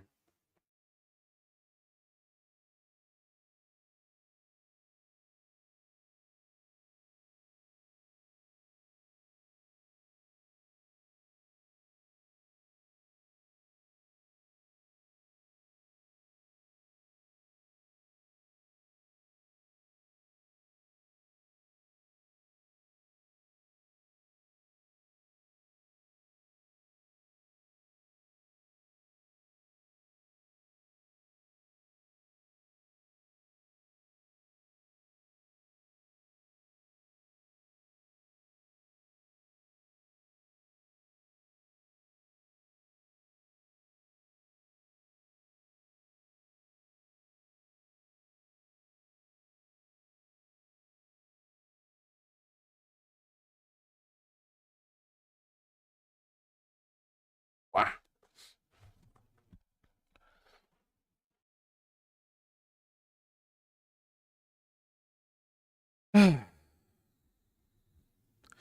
Yeah, I see the queen. I see.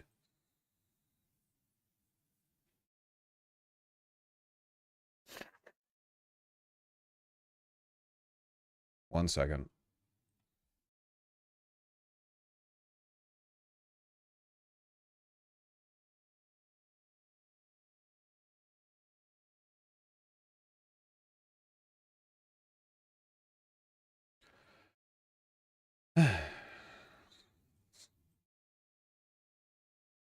Yeah, they're getting really silly with it. This just happened, right? At least judging from the clips. It looks like this just happened like 15, 20 minutes ago. Stephen Miller, the world's most evil man, says the administration is apparently actively looking to suspend habeas corpus. That's cool. Mr. Miller, how? We'll go to the clip. Hold on, there's a question back there first. Wait, Pundit, I have two quick questions. First, President Trump has talked about potentially suspending habeas corpus to take care of the illegal immigration problem. When could we see that happen, do you think? Well, the Constitution is clear, and that, of course, is the supreme law of the land, that the privilege of the writ of habeas corpus can be suspended in a time of invasion. So I would say that's an option we're actively looking at. Look, a lot of it depends on whether the courts do the right thing or not. At the end of the day, Congress passed a body of law known as the Immigration and Nationality Act, which stripped Article 3 courts, that's the judicial branch, of jurisdiction over immigration cases. So Congress actually passed, it's called jurisdiction stripping legislation. It passed a number of laws that say that the Article 3 courts aren't even allowed to be involved in immigration cases. Many of you probably don't know this. I'll give you a good example. Are you familiar with the term temporary protected status, or TPS, right? So by statute, the courts are stripped of jurisdiction. What's habeas corpus for us filthy foreigners? Due process. Overruling a presidential determination or a secretarial determination on TPS when the Secretary of Homeland Security makes that determination. So when Secretary Noem terminated TPS for the illegals that Biden flew into the country, when courts stepped in, they were violating explicit language that Congress had enacted, saying they have no jurisdiction. So it's not just, the courts aren't just at war with the executive branch, the courts are at war, these radical rogue judges, with the legislative branch as well too. So all of that will inform the choices the president ultimately makes, yes. Mr. Miller. Cool.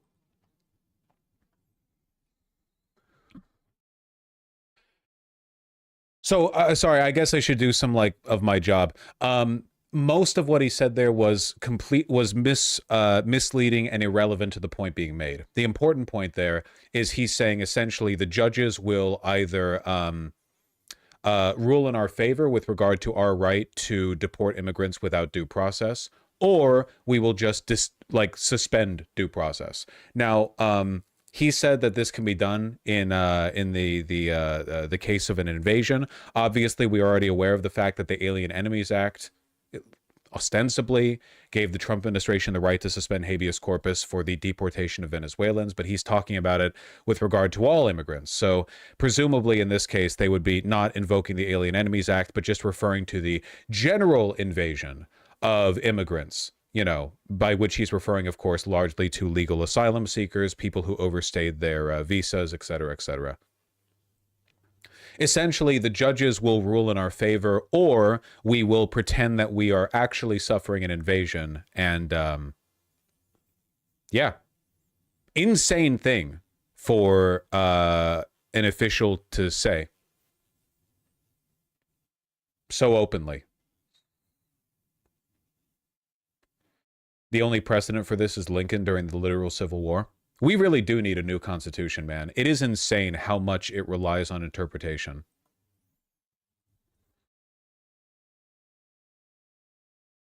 We really do. They just arrested a mayor. They arrested the mayor of Newark. Taken into custody by Homeland Security.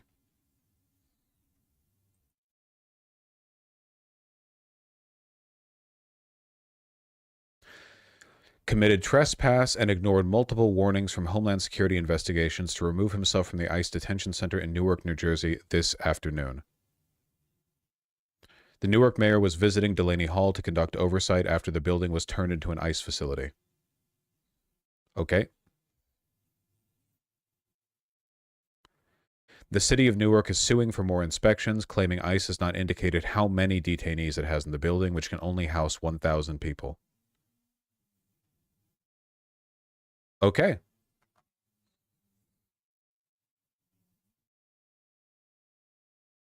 Well,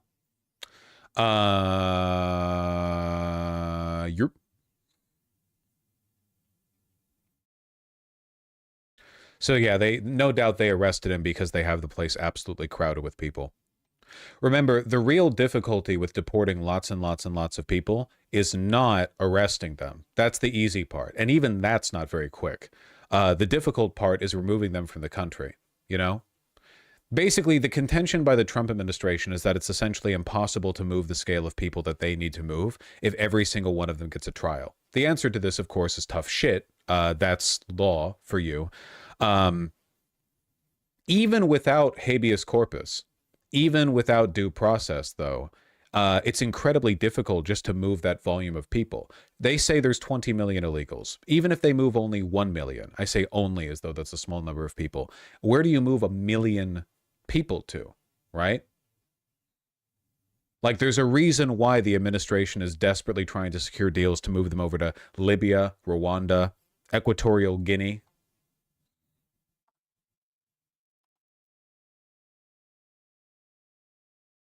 And yes, that's the Nazis effectively ran into this same dilemma.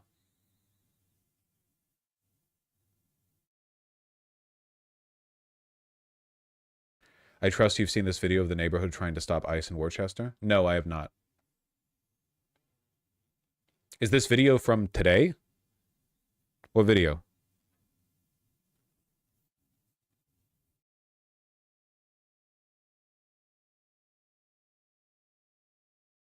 This one?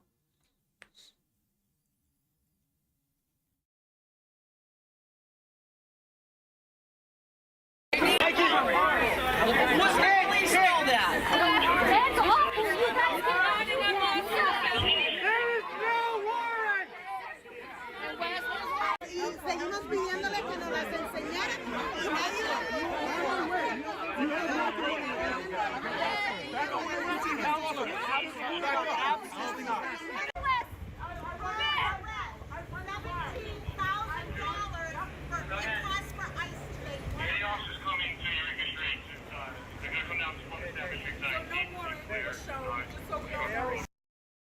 Going great over here. Another angle courtesy of TikTok. From the preeminent communist subreddit r/public freakout.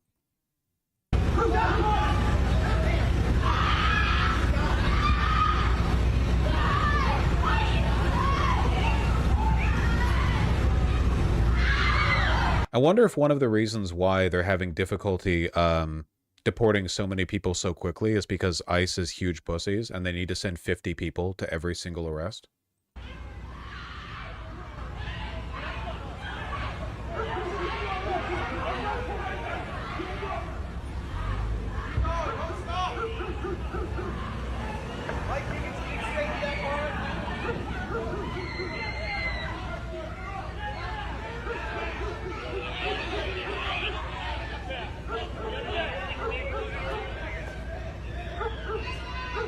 ICE actually had to leave and come back with local PD because the neighborhood successfully repelled them. Really? That's not really represented in these videos. Where would I see that?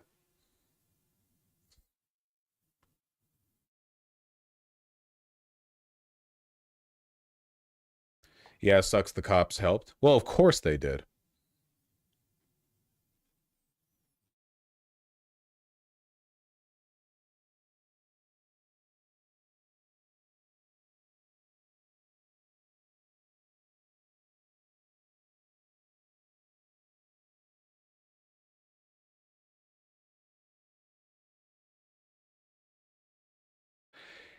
In his statement, Petty wrote the city was not aware of ICE's presence in Worcester until the police were called to the scene. At the scene, officers saw several federal agents from various agencies attempting to leave in a car after arresting a woman. As the car was pulling away, a female minor with a newborn in her arms stood in front of the car attempting to halt it, police said.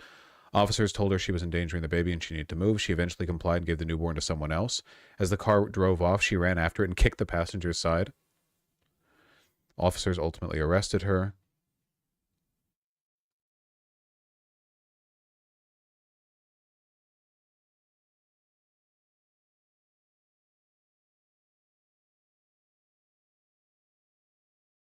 Yep. Well, anyway, you can only expect cops to get more emboldened over time with rhetoric like this from the White House. And Stephen Miller is 100% whispering in the president's ear. He's on that worm tongue shit. The way he talks about it, too. Let's watch the full briefing. How are you? I'm great, thanks. I have a conference call that I need to run to, but since you all are graciously gathered here, I'll take a few questions. And I think you also just had like an hour with Caroline, so I don't want to step on that too much either. Sir, Mr. Miller, hold on, there's a question back there first. Gateway Pundit, I have two quick questions. First, you know, President Trump has talked about potentially suspending habeas corpus to take care of the illegal immigration problem. When could we see that happen? Well, that was the first question. Okay, so all future questions, I assume, will take the answer to this question into account. Well, the Constitution is clear, which the Congress had enacted ultimately makes, yes. Mr. Miller, to further incentivize deportation of illegal aliens, is the administration considering going after businesses that knowingly employ illegal aliens? Well, they already have. Worksite enforcement, I don't have the exact statistics, but it's at multiple hundreds of percent. So what? The increase in worksite enforcement has been dramatic, it's been immediate, and that will continue. Why is President Trump moving to dismiss 3 Democratic members of the Consumer Product Safety Commission? Well, I think Caroline answered this question in the briefing today. The president is the head of the executive branch, and it's the president's prerogative to ensure that all executive branch employees are the best, the brightest, the most committed to fulfilling the agenda that they have, whether it be in their agency or any post in government. Is the president going to replace them? Well, again, we'll take a look at the situation, but the important thing is, or I'll take a look at the specifics that you're talking about here, but the important thing to understand is that we don't just let people stay in their jobs just because they were always there, right? We have to examine the performance of specific employees, whether they're doing the best that they can do. I know that in particular, as a parent, there's been lots of concerns that I've had, that my family's had about product safety in this country. We can absolutely do better, and we will do better, but that requires hiring the best people for the job. And President Trump will always hire the best people for the job. Yes. When we talk to the president's voters, they bring up a couple issues. One, it's been 3 months, and they still haven't gotten down to the 2020 election. They're concerned about the whole voting situation, and they also want to know about what happened to the assassination attempt. Those are all great quesso they're really concerned. Those are all great questions. The Department of Justice, of course, is working on all 3 of the things that you just mentioned, and hopefully we'll have a further update soon. I can tell you on election integrity that the president recently signed an executive order that was the most comprehensive election integrity order that was ever issued. And as you may recall, that included in it a requirement to verify citizenship to vote. Another example where a district court judge lawlessly intervened, enjoined that requirement. Now think about this.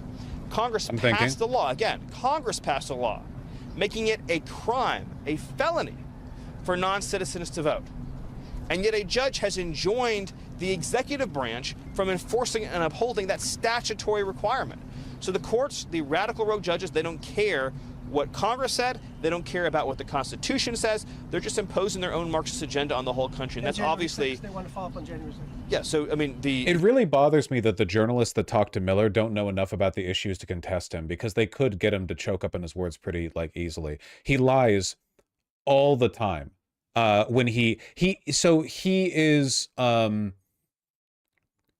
very much a internet fascist Nazi debate bro brain poison type guy. You can tell the way he talks, the way he acts. Like he's not just like one of these suits who just recites what he's been told to recite. I mean, he's gleefully basking in the perception he has of him being more intelligent than the people who accost him, right?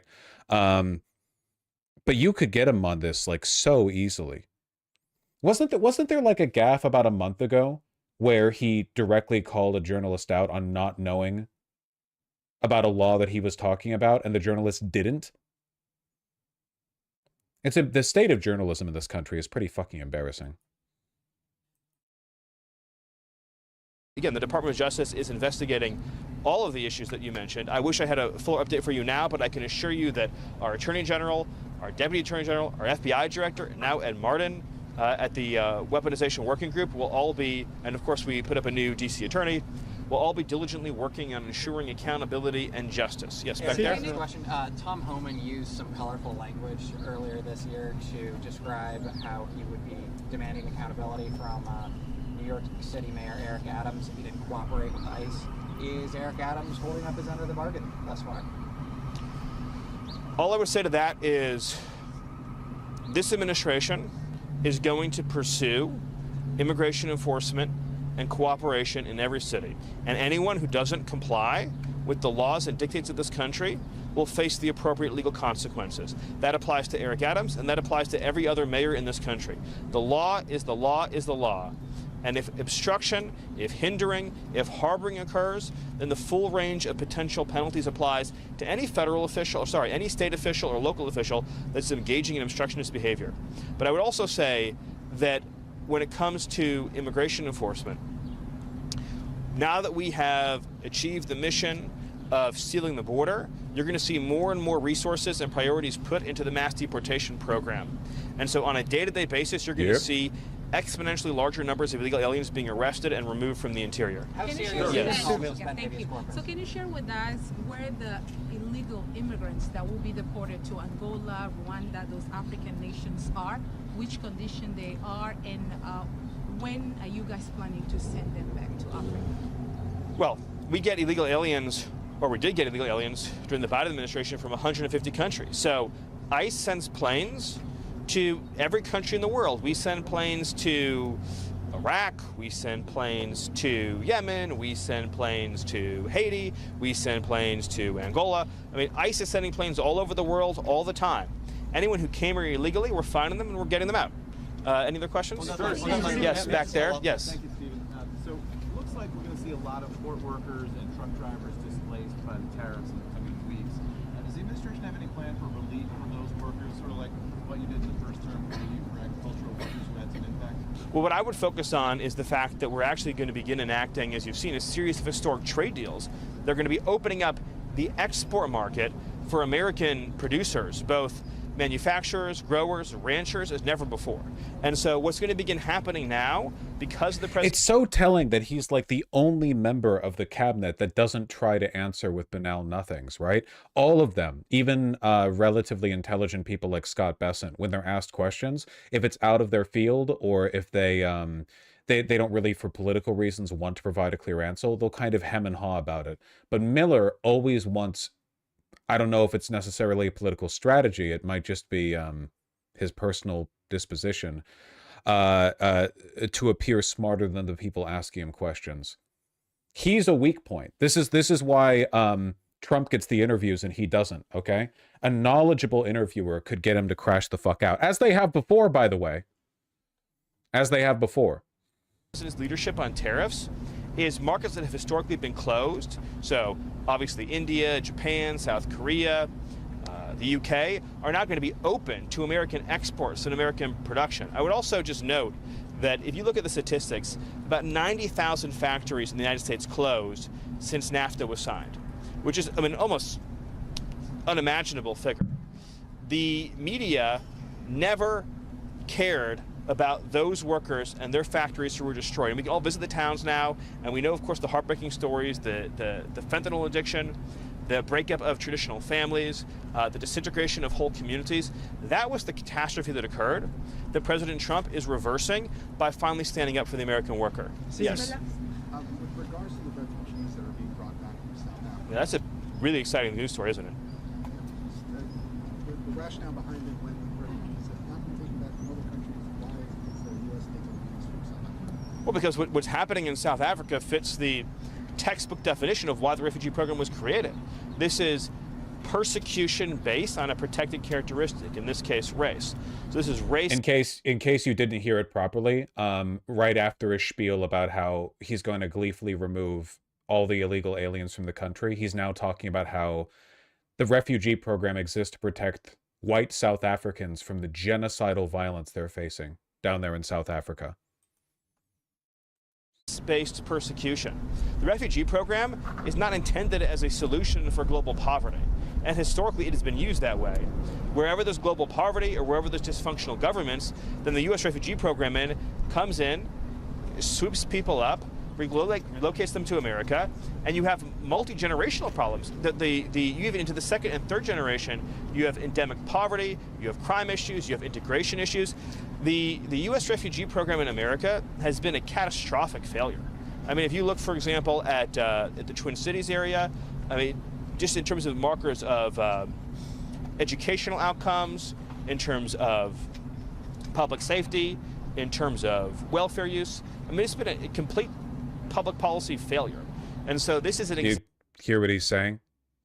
example of the president returning the refugee program to what it was intended to be used as. Hold on, over there, thanks. The other refugees we brought in, they've used welfare. They've been demographically impure. But these refugees, white South Africans, that's what the program was meant for. It's very unambiguous.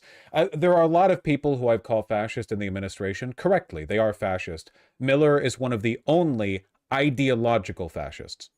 As in, you take the vast majority of people in this camp, they're grifters, they're self-serving, or they have fascist tendencies. But I'll put it this way: Miller has read Evola. Okay, Miller would, if given a truth serum, Miller would defend fascism ideologically. He would defend its principles. Evidence do you Well, have so that let me those- just take this one first, thanks. Is the president having a conversation with you about becoming the national security advisor, and would you accept?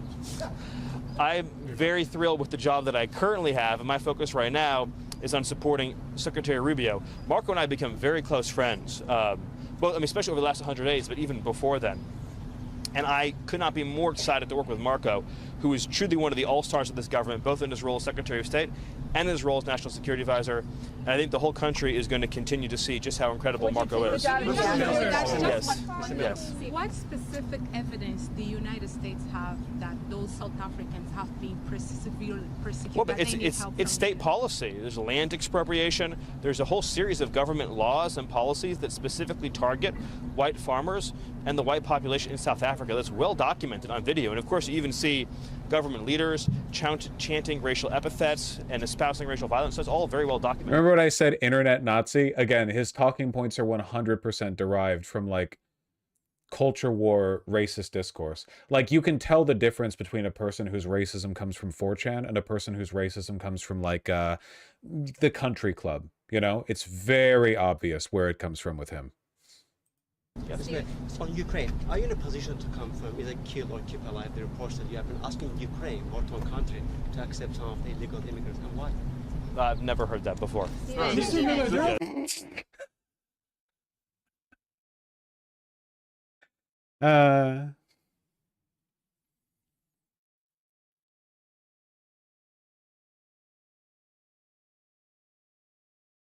I mean, the funny thing ultimately is that no matter how much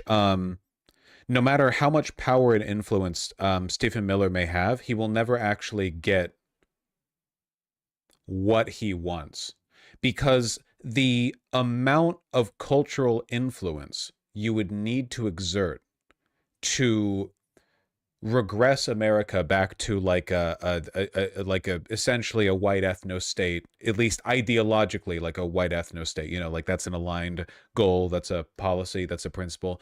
You would need to go, it's such an uphill battle. Keep in mind that the vast majority of Republicans, when asked about this, will adopt a nominally anti-racist position, right? Like the average Republican, look at Trump, right? We'll talk about how America is for everyone, you just have to come here legally, you know? Even Miller is doing that. Miller obviously doesn't care whether you're here legally or not. What he cares about is your skin color, you know?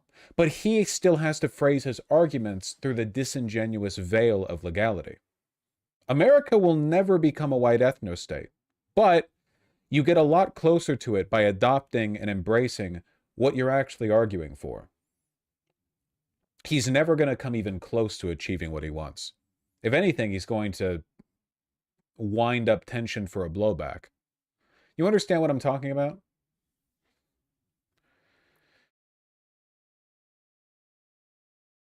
I guess what I'm saying is that I think it's representative of cowardice on their part.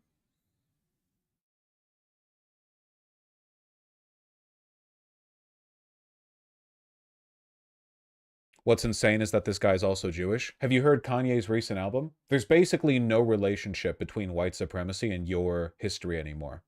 Some of the biggest Nazi accounts on Twitter are like Mexican, and not white Mexican either.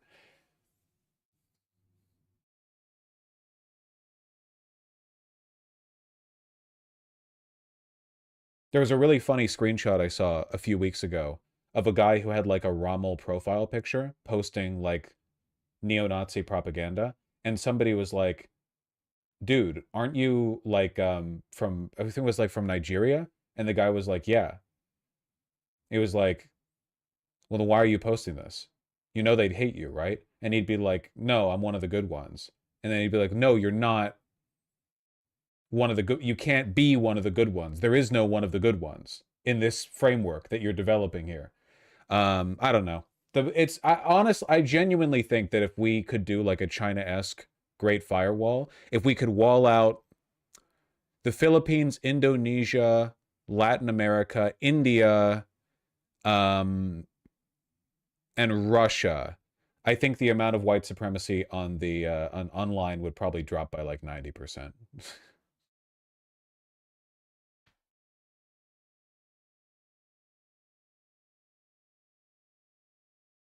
You got to keep Brazil. I would like to keep Brazil. Argentina as well. Did you hear me say Latin America?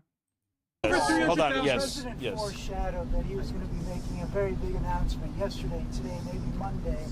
I know you're not going to get ahead of the president. Can you give us a hint, though, at least? What topic?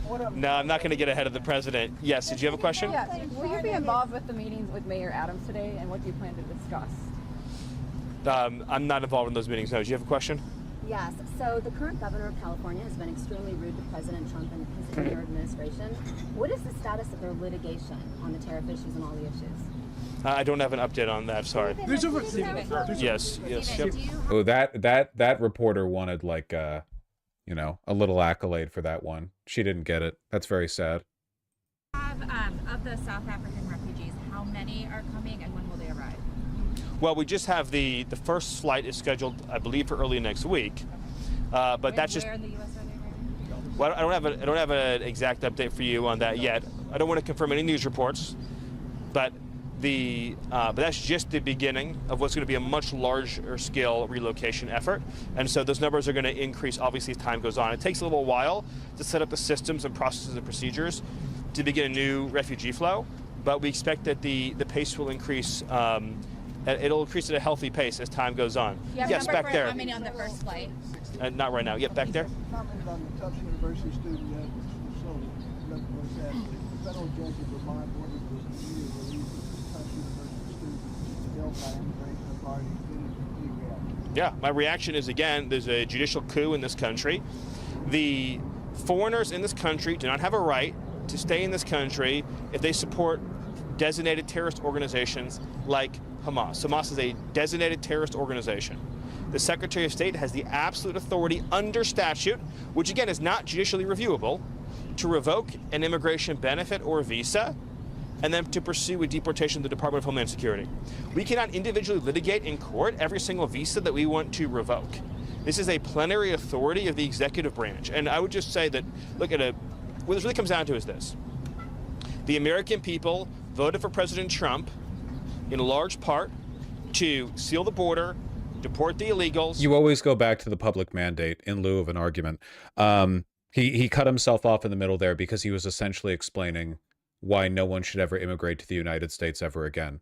The federal government has the ability to terminate your visa for any reason it chooses, including if you have a green card for opposing the interests of the United States in any way, by which we mean criticizing Israel. I don't know. I feel like one of the reasons this is like a big vulnerability for the administration is the fact that they should really be a lot more quiet about this stuff.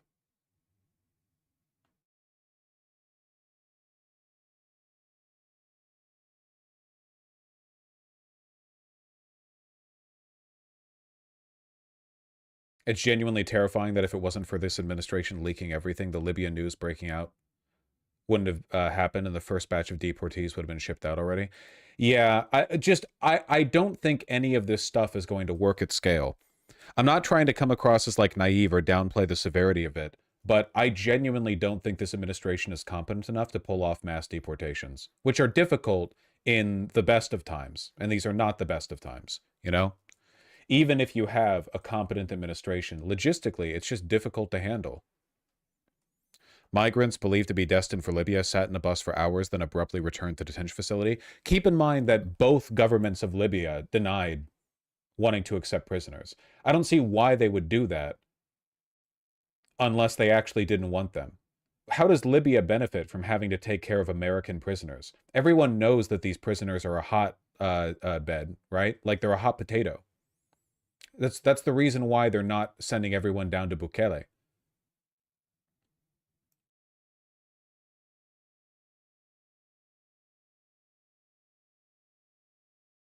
Preferential treatment? Well, just think about it. Just think about it like logically. Everyone in the world can see that the Trump administration is run by complete retards. It's not difficult. That's not a partisan opinion, genuinely. I understand that I'm left-leaning. But even if I wasn't, even if ideologically I was in favor of the brutalization of non-white people or chauvinism or whatever, you know, the fact that they're incompetent is just that. It's a fact. So imagine you're any other world leader and the Trump administration says, hey, I'd like to send you some of our prisoners. They've had no trials. They may or may not be guilty. We don't know. We don't care to find out. You'll take care of them, won't you? Wink. And then drops a few thousand of them off at your door to be kept in your depraved, poorly maintained prisons, presumably to be starved, beaten, tortured, and killed, and raped. Now, here's a problem, okay? Everyone sees that this administration is incompetent.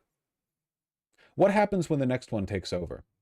How kindly do you think they're going to look on countries that served as effective off-site torture camps for the previous regime? What if the Trump administration is so incompetent that the next administration of Democrats or whoever else actually ends up being a little bit retributive? After all, you're complicit if you take these prisoners, right? So if the next administration is even a little bit aggressive in how they de-Trumpify the government, they're going after you as well.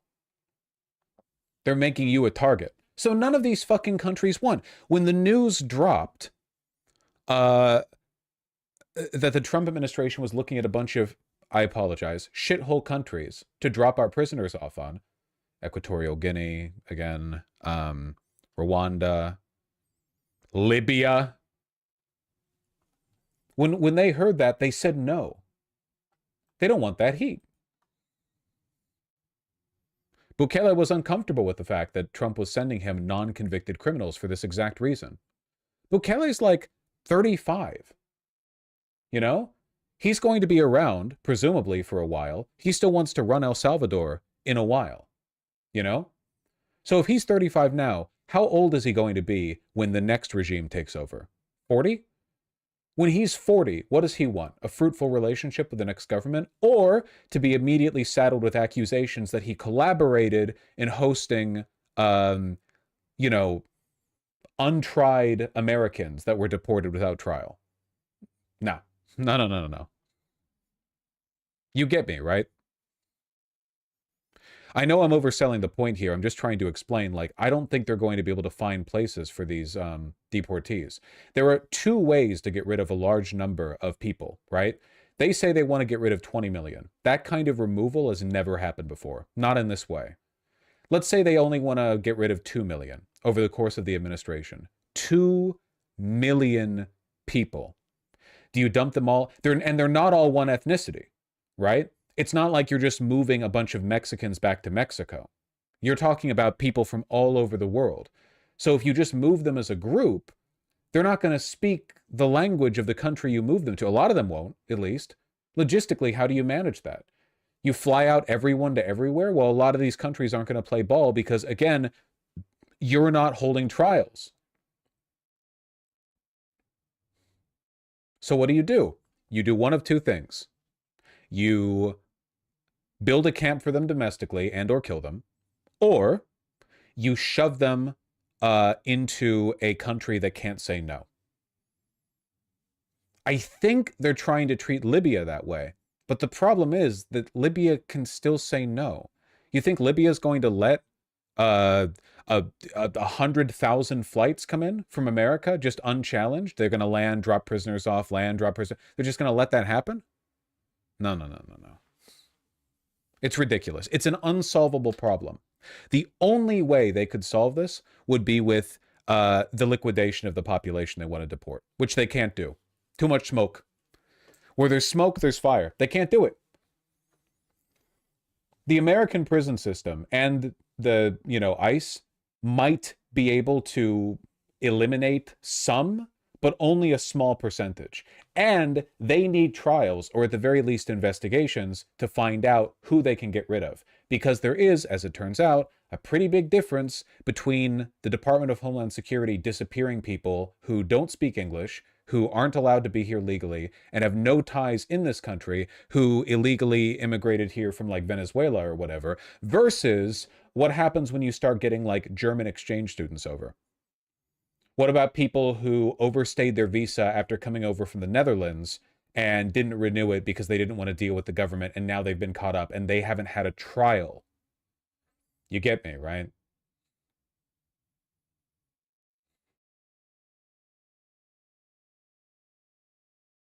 Can't do it.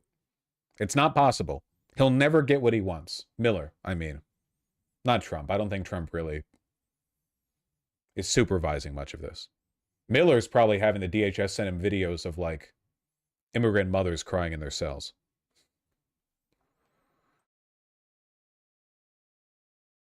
What if they're crazy enough to try? They already are, to an extent. But just keep in mind, and I know it's difficult to imagine, but, like, we are so far culturally from the kind of crimes we're talking about here, you know? We can commit them to other populations farther away, but a bunch of people domestically, it's been such a long time since we've even come close to doing something like that.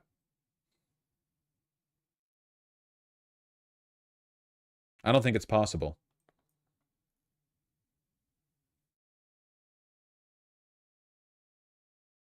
Anyway, yeah, these guys were going to be sent to Libya.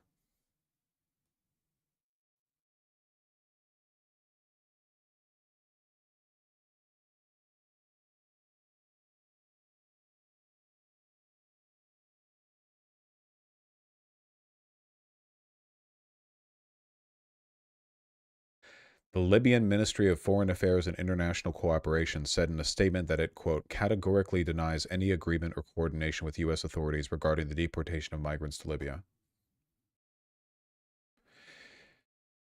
They don't want that heat.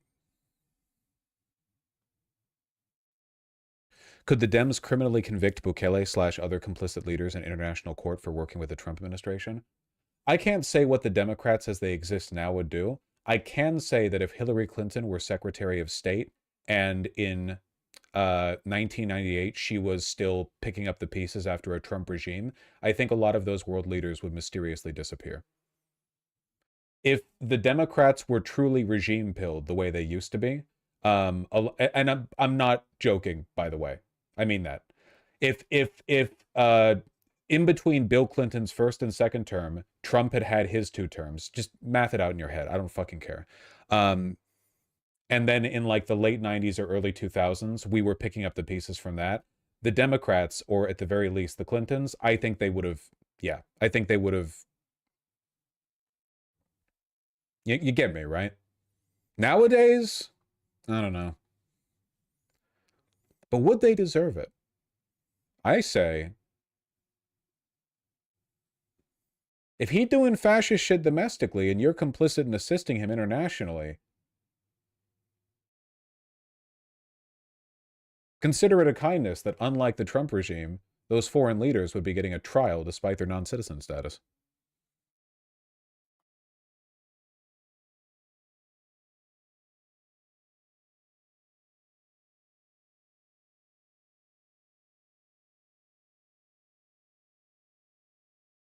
All right, I got to send that one off to the editors. I've been slacking.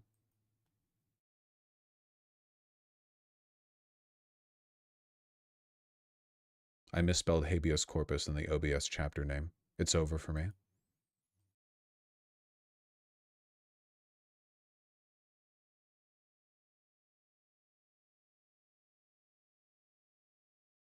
Okay, sending it over.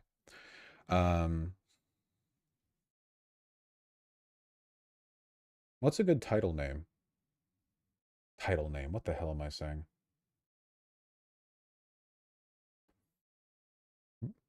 It's kind of like a breaking headline. What about like breaking administration actively looking to suspend habeas corpus? I think that's fine.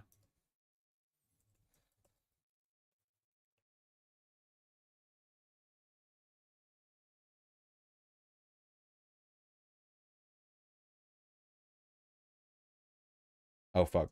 I had the caps lock on.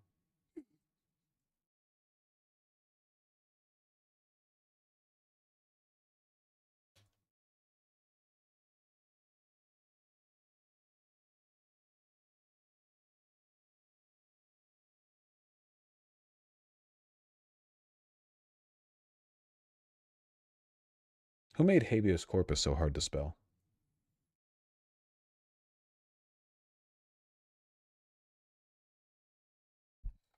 Okay, there we go. Like 40 typos in those messages.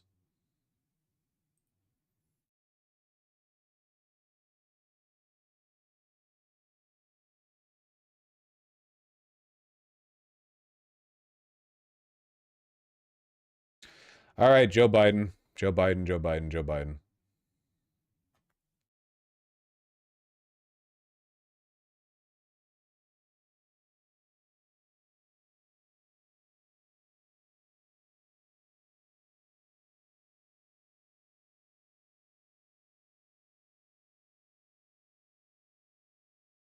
Joe Biden, Joe Biden, Joe Biden.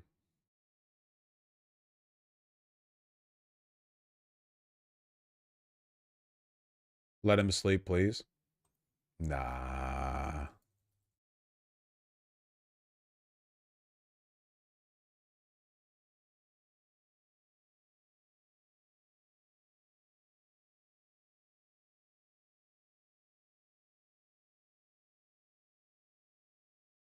Okay. Jesus.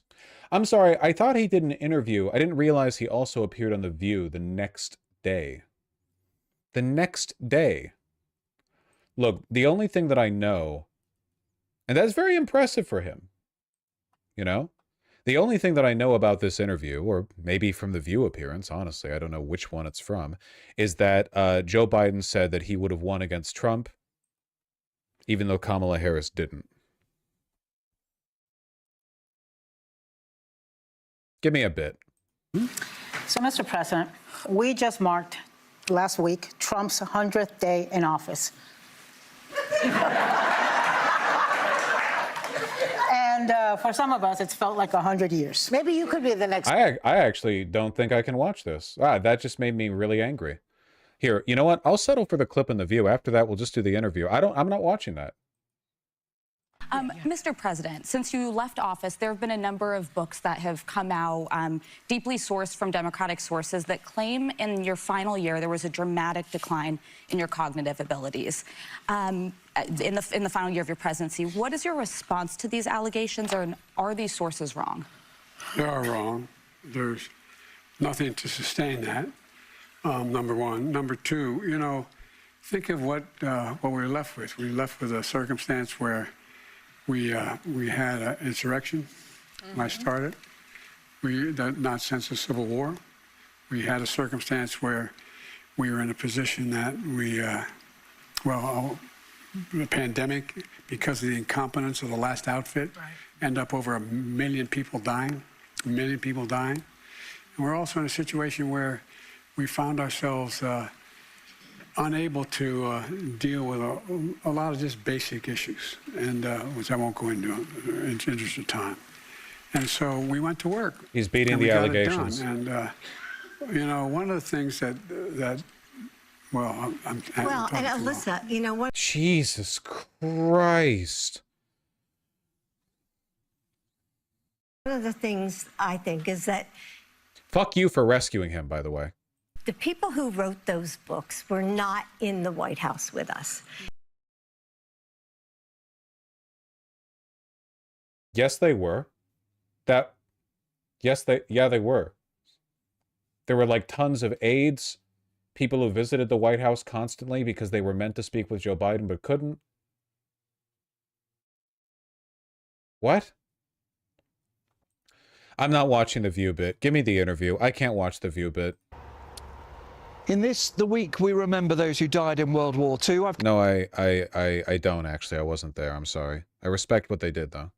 Unless they died on the other side. This was the center of all activity in this town for a long time. And am I right? You launched your senatorial campaign in this building? I've been looking back at a speech you made a year ago at Normandy for the 80th anniversary of D-Day. Knew what was at stake. They knew that... Well, I'm just realizing I don't give a shit about this, man. I'm sorry, I can't keep up like the artifice. I guess like it's very on brand for Joe Biden to suffer a brain melt, drop out, get really angry about it. His replacement loses. He says nothing for months while the country undergoes the most aggressive, rapid transformation to fascism ever experienced by a huge margin.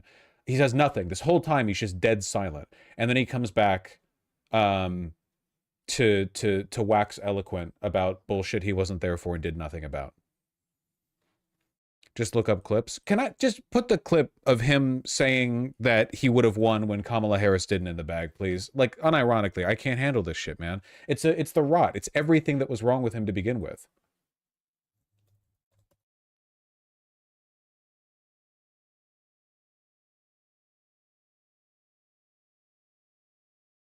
Where is it? Here we go. Oh, it is from The View. Lovely.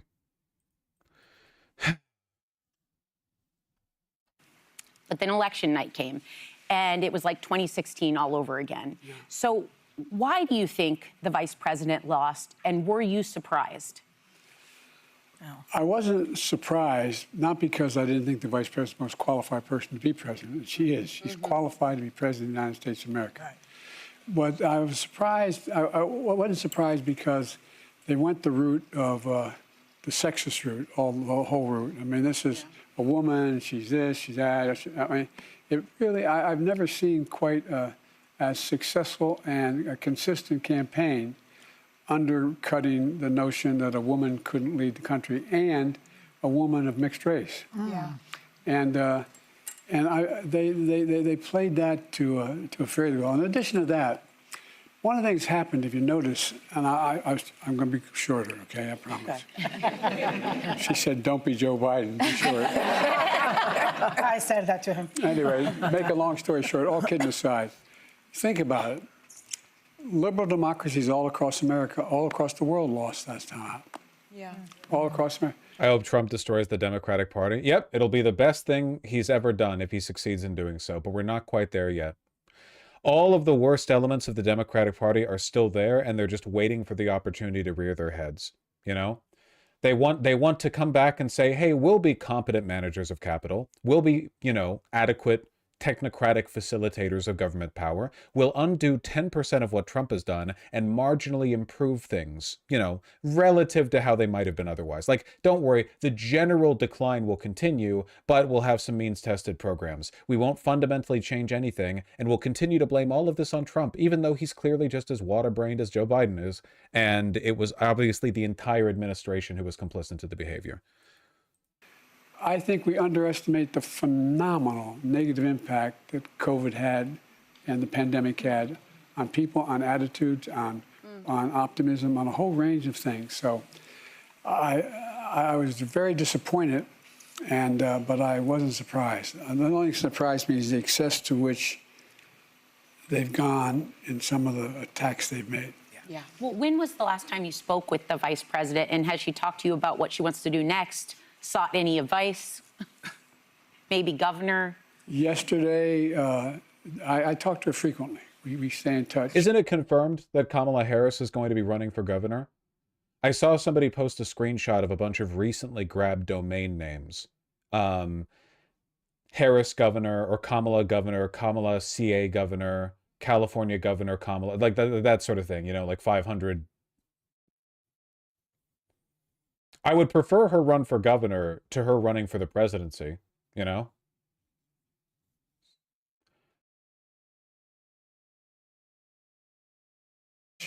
Number one. Number two, she's sought my opinion. I'm not going to tell you what it is. What to wear to the Met Gala. That's exactly right.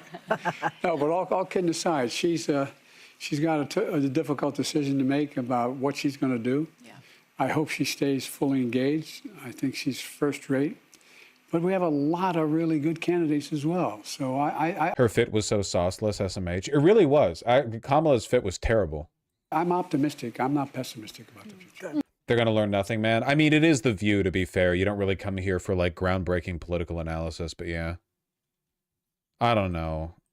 Pope. You have... that's Trump. He oh, yeah. You've, so it's been 100 days, and you have waited to speak out until now. Why is now the right time for you to speak out, and what is your honest assessment of the first 100 days? You keep saying years. Number one,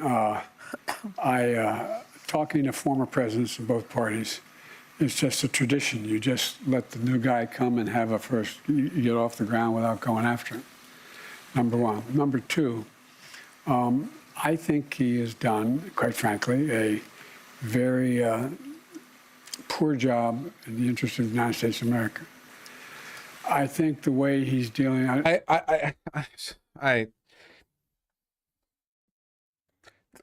just think about everything that's happened the past 100 days. Can you imagine talking about it like this? Like, I just like what your mind has to be, what your priorities have to be for, like, political leaders. Like, Mayor just got arrested.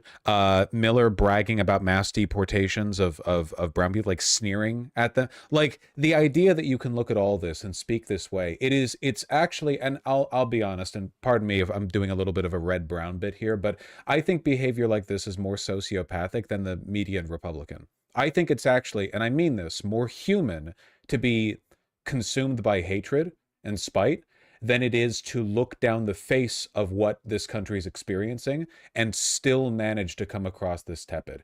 Because it's not just what you feel, or I guess what you don't feel. It's a matter of where are you where you think this is appropriate politically? Because the Republicans are on the ball politically. They have identified the fact that hatred and spite are very effective. They're rhetorical tools that they use effectively. They wield them effectively. But this doesn't work on anyone. You kidding me? This milquetoast moderate, I think he's done a poor job not speaking for 100 days or so, longer than 100. You know, basically he's been out for like 6 months, more than 6 months. And then he steps back in with a BBC interview glazing him, and then The View, and it's nothing. It's a nothing burger, right?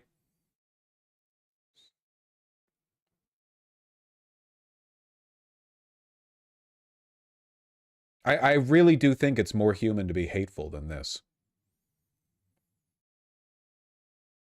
I don't know.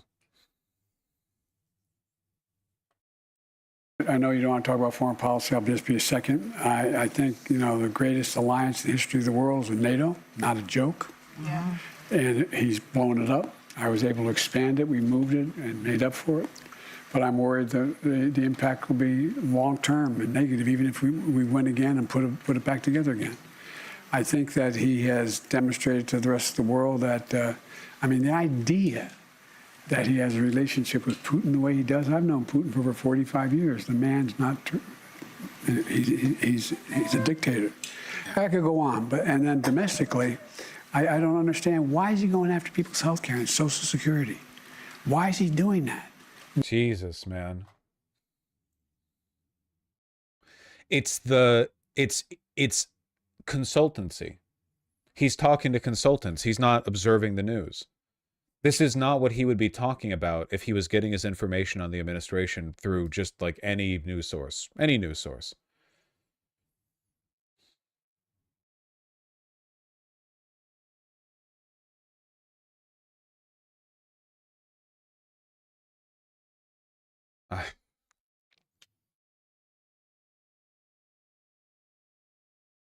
That's why AOC is so refreshing. She just talks like she'd tweet. Man, it must be so cool to be a Republican and to have your politicians reflect the exact same hateful psychopathy that you personally have.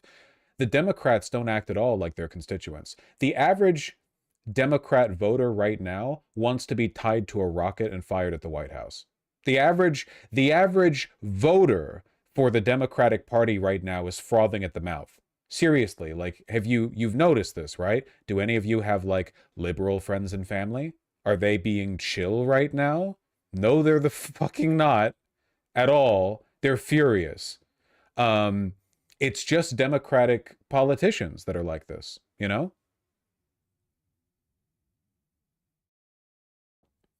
My liberal mother and brother is saying shit I'd never say in public. Yeah. The median liberal right now is saying shit that gets the median leftist looking around nervously and checking to see if they have like an Alexa device in their house.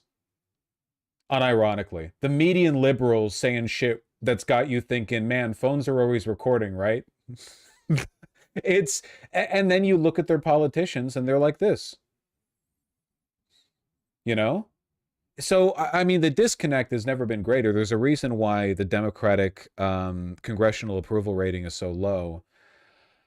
But like the Democrats need to experience an ego death in order to rise from the ashes of this party. And I really, really mean that. You know, there needs to be some kind of collective awakening, because right now the two most popular Democratic presidential candidates are AOC, she's earning it, and Kamala Harris. But I need the people answering this to understand. Kamala Harris is Chuck Schumer, is Joe Biden, is Hakeem Jeffries. They're all exactly the same guy. I really think that a lot of them are just more charitable to Kamala Harris because she's younger and a black woman, which admittedly in this era especially comes across, I think, at least superficially as a departure from the status quo. But that's the smoke that's the smoke, right? Those the smoke and mirrors. They did the same shit with Obama, right? It's the same guy. And Obama, by the way, is the same guy. How much has he said since the second Trump regime? You know, Obama actually has the clout that he could be a major cultural figure if he wanted to. Like, I mean, he is, but like beyond that, I mean. Yeah, he's posting his Spotify. Every holiday, he posts like a photo of him and Michelle, you know, in a, I don't, it's Christmas, here's us in a Santa hat or whatever. But he could be like genuine, like / the resistance type material if he was more aggressive about it. But he's not, because he doesn't want to be, because he already won. Obama kicks his feet up at the end of every day, smugly confident in the knowledge that history will remember him as a better president than the people who came before or after. And he's correct, and that's all he wanted. It's all ego to him. That's the only thing he cared about.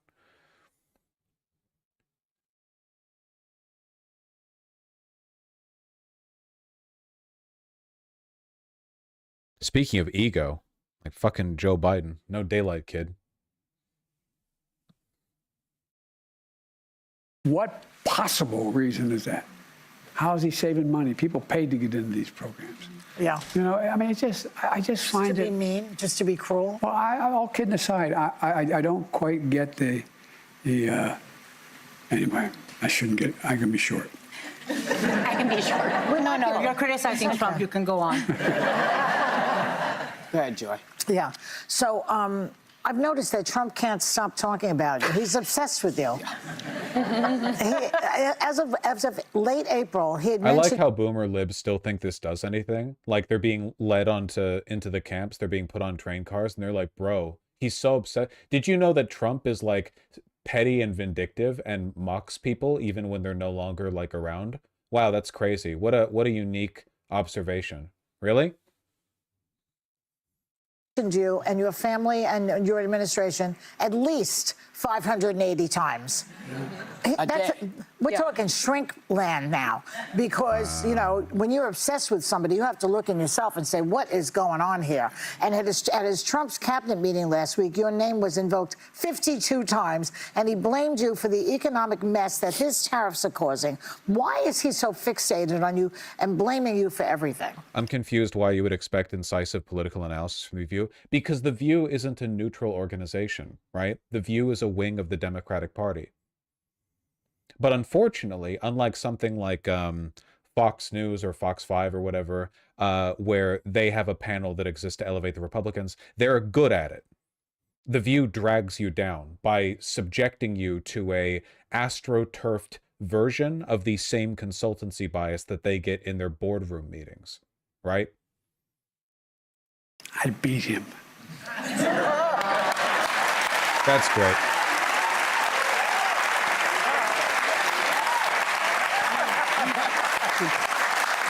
And that's it. He's just I'm ticked used to off. dealing with bullies. Well, Mr. President, when you announced that you wouldn't be seeking re-election, only 28% of the country thought that the country was on the right track. Now, you are understandably very proud of many achievements in your administration, but do you take any responsibility for not hearing the concerns of voters on the border security or cost of living sooner? And do you take any responsibility for Trump's re-election? Yes, I do, because, look, I was in charge, and he won. So, you know, I take responsibility, number one. But number two, you know, you remember, we put together a commission leading with one of the most conservative members of the United States Senate from Oklahoma running it. We came up with a significant means by which we could deal with the border. What did Trump do? He got on the telephone, and he called Republicans, do not support it.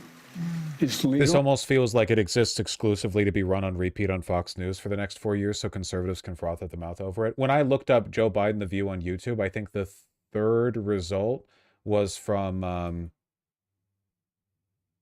what's her name? Kelly? The one of the more ghoulish Fox News blondes. The fake Catholic. Megyn Kelly, thank you. Thank you, thank you.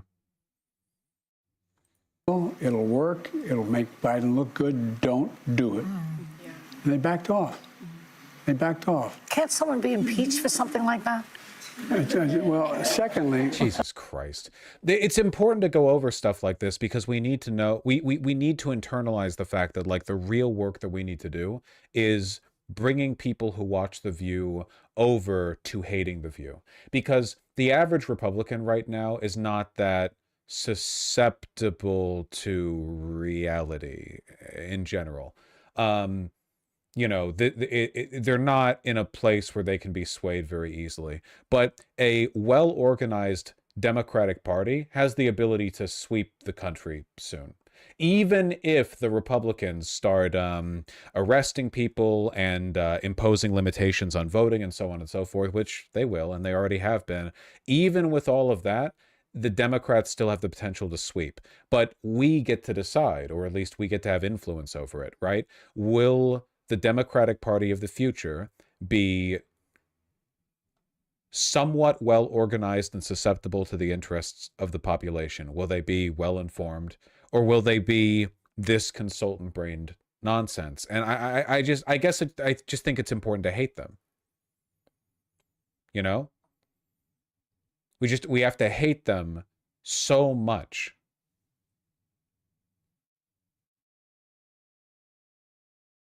Secondly, look, what we didn't have a chance to do, and I've been advised not to say this, but I'm going to say it anyway. No one thought I could get past an over $1 trillion plan to rebuild the country. Well, we made a lot of commitments, and we, you know, $1 billion tunnels going through for Amtrak, bridges, so on. But we weren't quite as good as he was about advertising. There's nothing to say Biden brought you this. Yeah. There's nothing saying the Democrats brought you this. And we knew none of this would occur. There's actually truth in that, yeah. It's very important to be at least as dogmatic as your opposition. For another 6 months to 2 years. It takes time to do all that. I mean, for example, we invented the computer chip. It's a multi-trillion-dollar future. But guess what? Because it was cheaper to get cheaper labor, they sent it overseas, brought the product back home, we lost control. And what happened? We found out we didn't have the sources to do it anymore. So when I got in the plane, I went to South Korea, I went all through Asia, and I got them all to come back and invest commit several $1 trillion in investments to rebuild these facilities here and us take control of this. That's why, there's multiple parts to make a car. You need all these. And so, but none of it would take place immediately. The same way with, for example, I don't know what last thing I'll say, but one of the things I'm proudest of working for is changing the way in which drug companies can charge you for prescriptions. Yes. It's a fundamental change. It's changing people's lives. And out of curiosity, how did that work out with regard to like the lower prices for certain pharmaceutical medications? The ones that you dated back to begin after your presidency ended? How'd that one work out? Fuck this guy, man. Just keep the hate in your heart. It's more important and more efficacious to hate the Democrats than the Republicans, because the Republicans respond to your hate in equal kind, and the Democrats respond to your hate by going, what the fuck? What did we do? What did we do? We proposed like a 0.2% Pell Grant means-tested tax rebate for the, third child that you have in your family if you have Somali heritage. I don't understand why you're mad at me. What did I do? There's more engaged dynamic. Yeah, the Dems definitely act a lot more entitled for your vote. I can say that much. That's for fucking sure.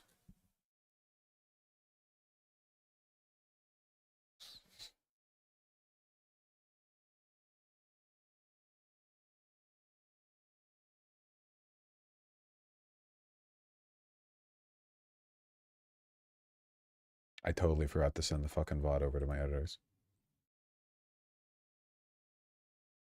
I'm just a goofy goober. I'm a goofy goober, yeah. You're a goofy goober. Yeah, anyone heard that banger before?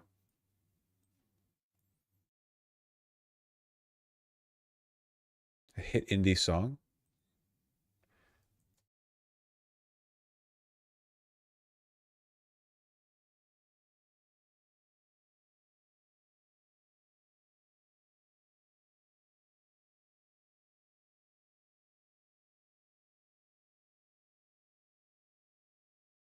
Is the tide turning? From Huckabee, the United States isn't required to get permission from Israel to cut deal with the Houthis. So the context here is that Israel's mad as fuck at Trump's recent deal with the Houthis because he stopped shelling them in exchange for the Houthis not firing on American ships, but didn't have a prerequisite for them not firing at Israeli ships. So basically, Trump, what Trump did actually was like kind of backstabby, not even in the context of our like national suicide pact with Israel, but just like if you assume Israel's an ally, which they certainly don't act like one to us, but they were probably pretty blindsided by it. U.S. says it'll only respond to Houthi attacks in Israel if American citizens are hurt. Unironic anti-Zionist act that the Biden administration would have never been able to engage in. It's very, very funny. Yeah, Trump praised the Houthis, said they were very brave.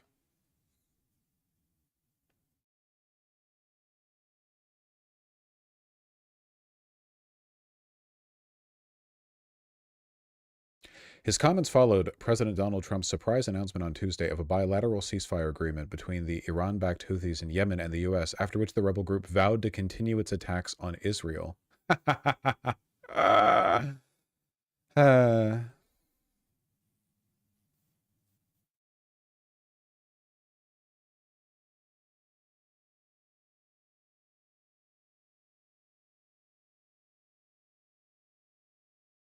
Here's what I can tell you, because I had a convo with both the president and vice president last night, Huckabee said.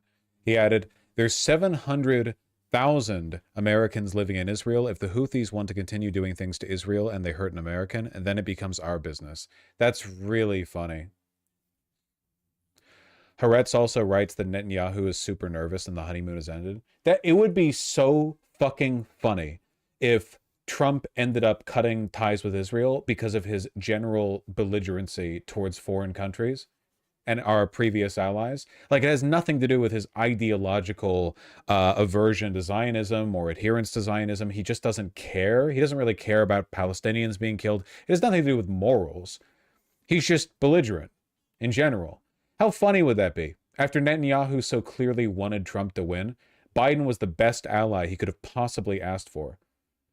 Biden, a devout Zionist, who fought for the entirety after October 7th to launder and liberalize Israeli fascism.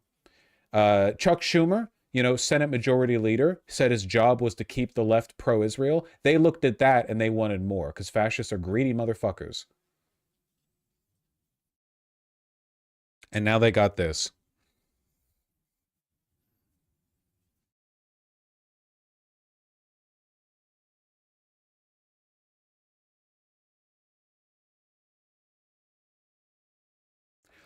His remarks echo those made by Trump, who, when asked about the Houthis pledging to continue attacking Israel notwithstanding their agreement with the U.S., responded, "I'll discuss that if something happens."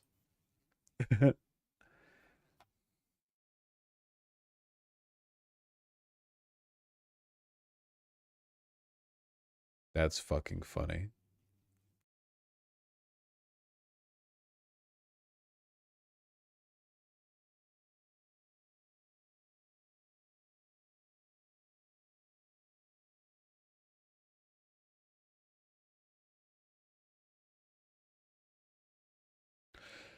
Respectfully, Vosh, you don't have to be respectful towards me. This is 100% Trump feeling like a jilted lover. Bibi never pulls out his chair. It is true that Donald Trump was like pulling out his chair. I genuinely think, though, that like Trump's brain is soup. He doesn't have any long-term plans. He's just being led around. And the most vocal person for Trump, the person whispering in his ear the most often, is a Nazi, Stephen Miller, right? It's not unlikely that Miller is willing to weaponize Zionism as a tool to deport pro-Palestinian students, because pro-Palestinian students are 100% of the time basically leftists. But he's also saying some, more divisive shit to Trump directly.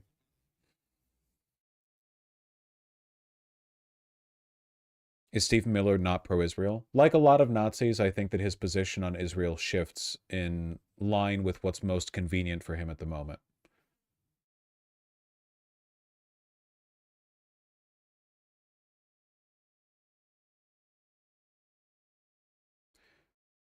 He even conceded on letting Saudi Arabia's nuclear talks with the U.S. To not recognize or not include recognition of Israel. Under Trump, Saudi civil nuclear talks delinked from Israel recognition. I can't believe it. We're finally getting the anti-Zionist governance that we've looked for, that the Palestinians have craved. Maybe when Donald Trump says he wants to rebuild the Gaza Strip to make it a beautiful place full of hotels and casinos, he actually means it. Maybe we're just being cynical. We're like, oh, he wants to like displace the population so we can turn it into a resort. And in his head, he's like, no, I am like a river to the Palestinian people. I will bring them great wealth. This is why they weren't protesting conservative rallies. The pro-Palestinian protesters, they knew something we didn't.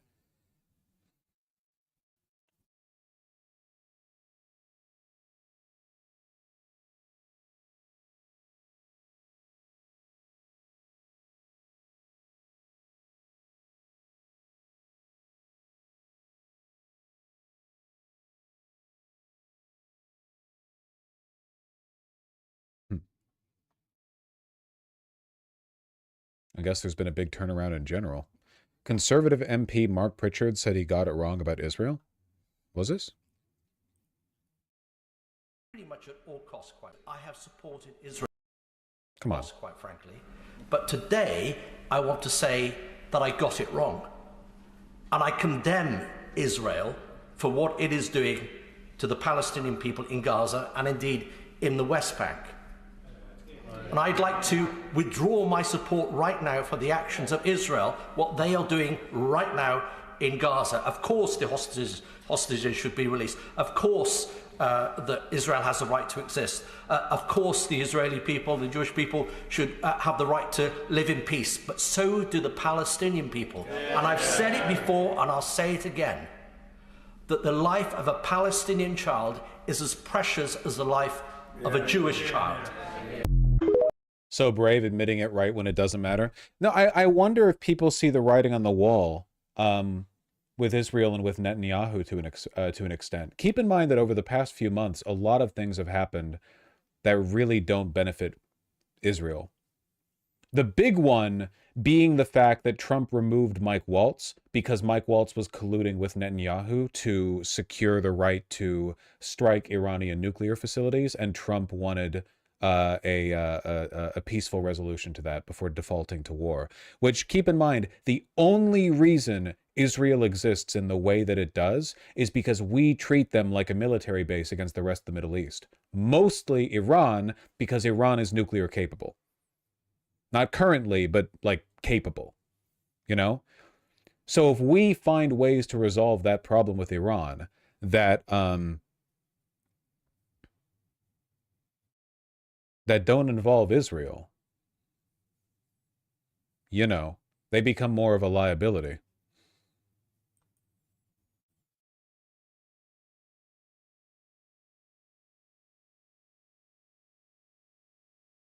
Even the Netherlands is pivoting on the EU-Israel trade deal. The only major obstacle remaining might be Germany. Who knows if they cave? I don't think Germany will cave. Their government has been like, here, if you criticize Israel, they set your house on fire or something.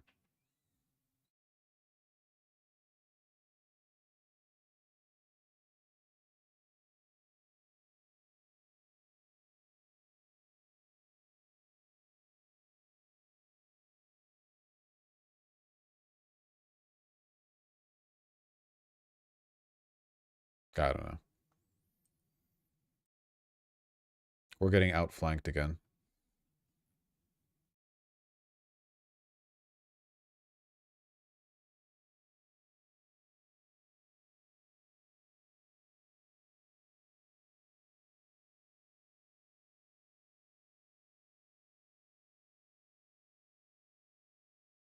How long until you get the medium version of that sweater? I am wearing the medium version of the sweater.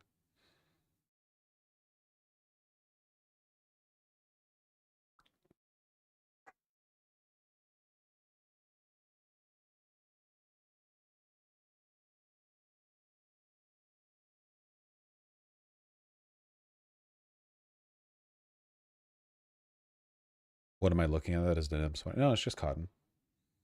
I like the diagonal buttons. Yeah, it's like a cute little detail. It follows the panel of the chest. No, I'm fond of it.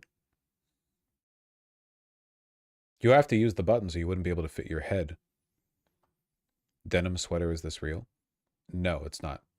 I don't really think you could make a denim sweater. I don't think that's possible. Sweaters are, you know, a specific kind of knit. Denim's a weave. It's a woven fabric, you know? You can't really, like, build out denim in a way that would have the feel of a sweater.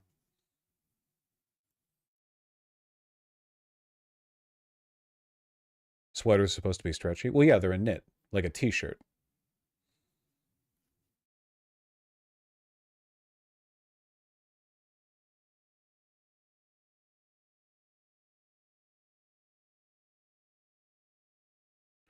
You could, but it would be a knit of strips of denim. I guess that's true. You could like weave denim into little like ropes and then use that as yarn to knit the sweater. I don't know what the purpose of that would be. That would be an insanely stiff sweater. I mean, that would be very bad to wear. But, you know, yeah, for the love of the craft.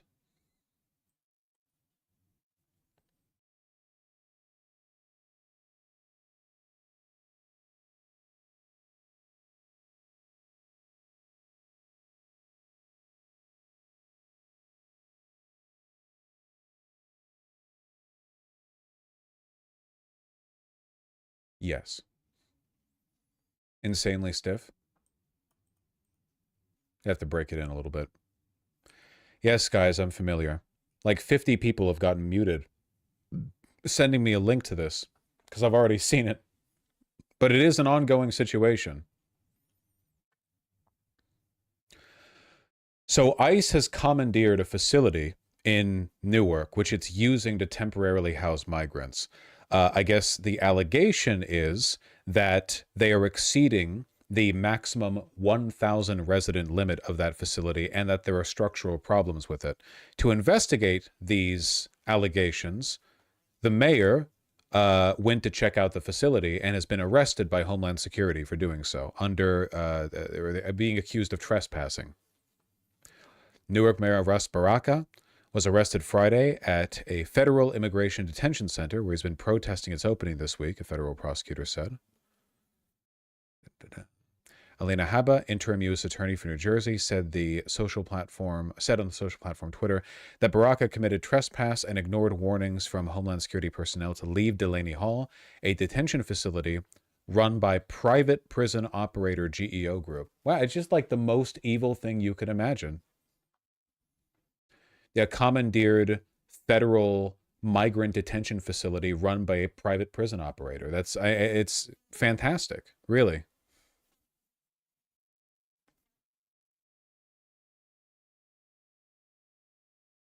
Here's the video of the arrest itself. Thanks, I was about to go looking for it. Oh, geez.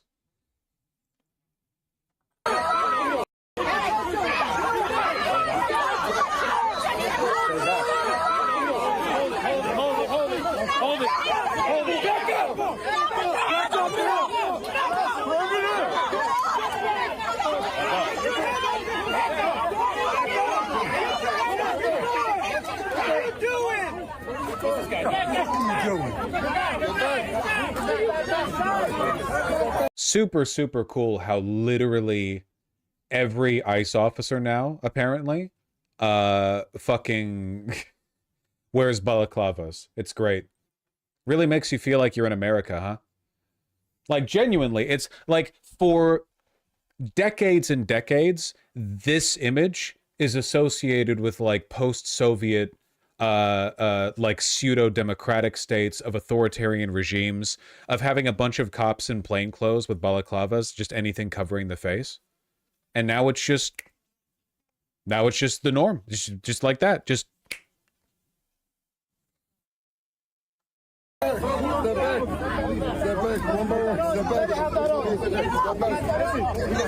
Goddamn Gestapo, that's what you are.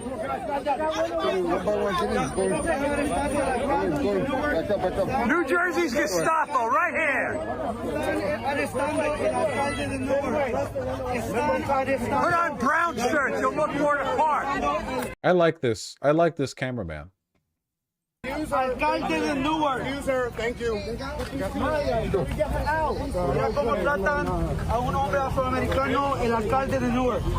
Oh yeah, nice. Oh yeah, you're tough. Real fucking tough. And he put the stick away. That's how you get a cop to do something. You tell them they look real tough doing the opposite. You know, they're very sensitive, really sensitive to that accusation. Okay, you safe now, guys? Oh, you're safe now. Can I get more videos? I know this isn't the only one. Jesus.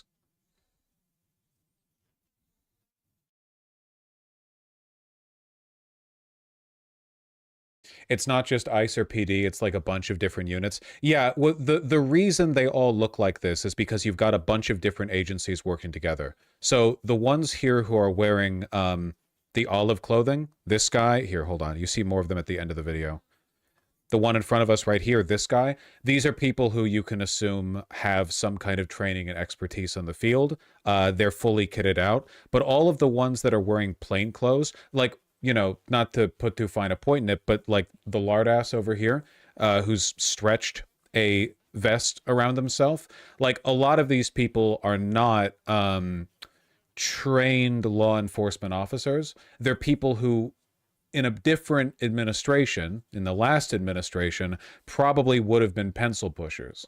Like, they would have been desk jockeys, they would have been administrators, you know, but as a consequence of the rapidly expanding personnel requirements of the Department of Homeland Security, they're essentially deputizing everybody.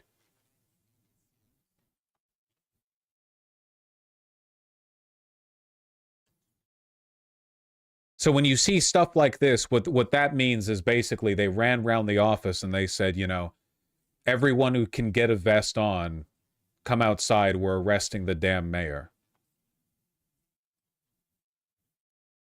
You get me?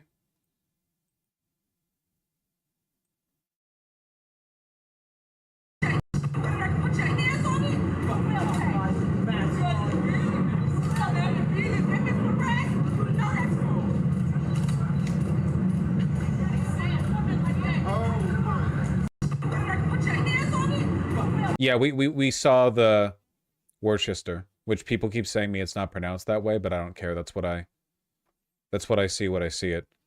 That ICE tried to abduct somebody and then came back with cop assistance.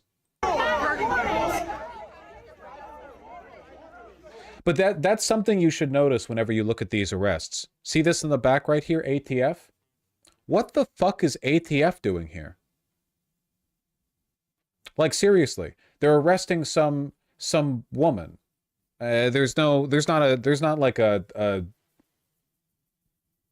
it's not a cult showdown. It's not like a Jonestown situation. ATF run by the president, I guess that's it. Yeah, all these federal departments, that's exactly what I mean. They're essentially marshaling everyone. Every like federal law enforcement branch, everyone who can hold a gun and wear a vest, they're sending them all out there. Like, if you get arrested by ICE, there's a decent chance that a significant portion of the people that show up for your arrest aren't ICE. They're all working together. You have any idea what kind of an operational nightmare this must be? Like, this would be difficult to manage, these kinds of interdepartmental operations, if everyone involved was competent. These people are not competent. I guarantee you, they're not communicating well, they're not showing up when they need to, or they are showing up when they don't need to.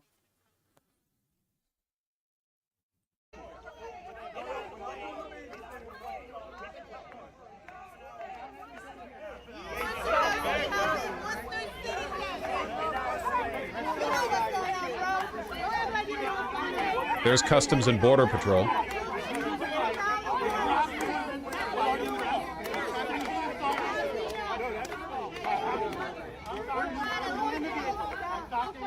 There's ERO, Enforcement and Removal Operations, which is a subset of ICE.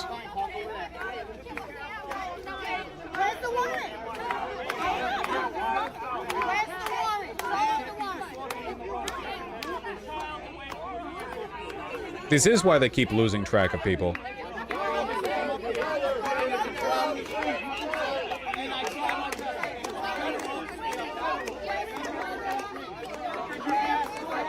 The ATF is actually there in case one of the cops sees a dog. Oh, yeah, you have to. That's operational preparedness right there.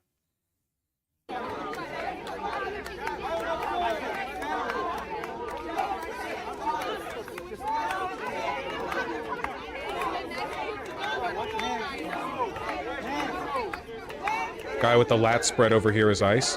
Look at this fucking guy. What are you doing?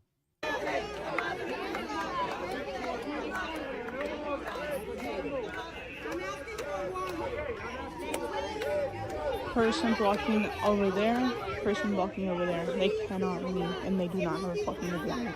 They're blocking the car because they don't want this woman to get disappeared, the one who's been put in the car, right? And again, notice how it's a plain, it's an undercover car. Every fucking time. They're not cop cars, it's an undercover car. The federal agents are just bringing like regular civilian vehicles, which, mind you, can't be tracked. You know, they don't have identifiable plates on the outside, so you can like look at that and go, oh, it's that car, like squad car number X or whatever.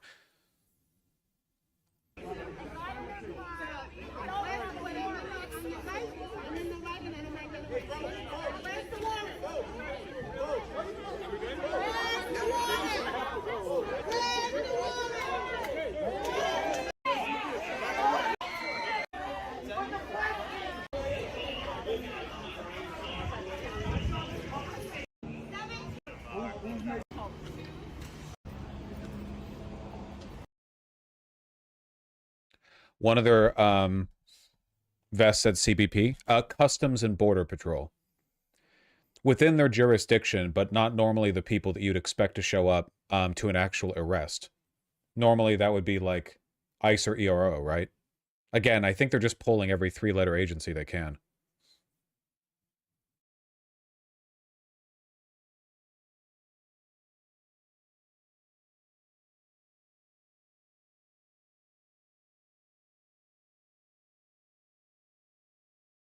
The FDA shows up just in case. Yeah, you know which 3-letter agency isn't showing up, by the way? The FBI. I think that's actually interesting. Obviously, normally the FBI wouldn't show up for stuff like this. However, given the fact that they're bringing basically everyone in, there are tons of FBI agents. Most of them are pretty well trained, and they've got branches all across the United States. It's interesting that they're not getting roped in on this. I'm not sure if I know why. I'm gonna have to think about that for a little bit.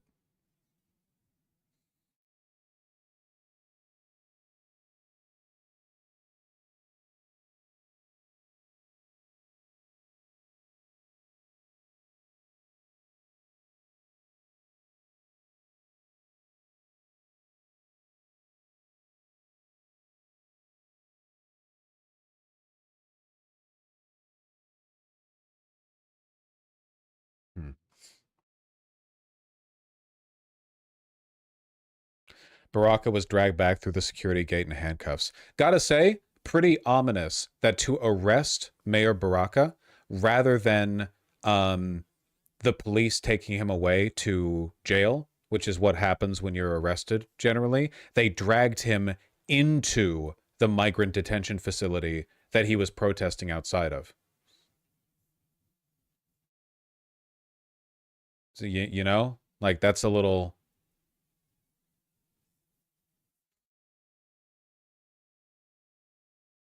Now, technically, he's being arrested by federal agents, so it does make sense to an extent that they would take him to any kind of federal detention facility. If he was arrested by police officers, you would expect him to be taken to a municipal or county facility. But they didn't hand him off to police, you know? They took him inside for a reason like that.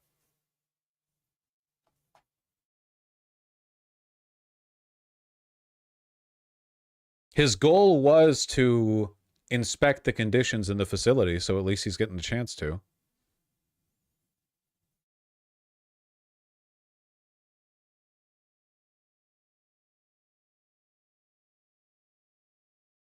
There's got to be some press coverage on this by now. It's been at least an hour.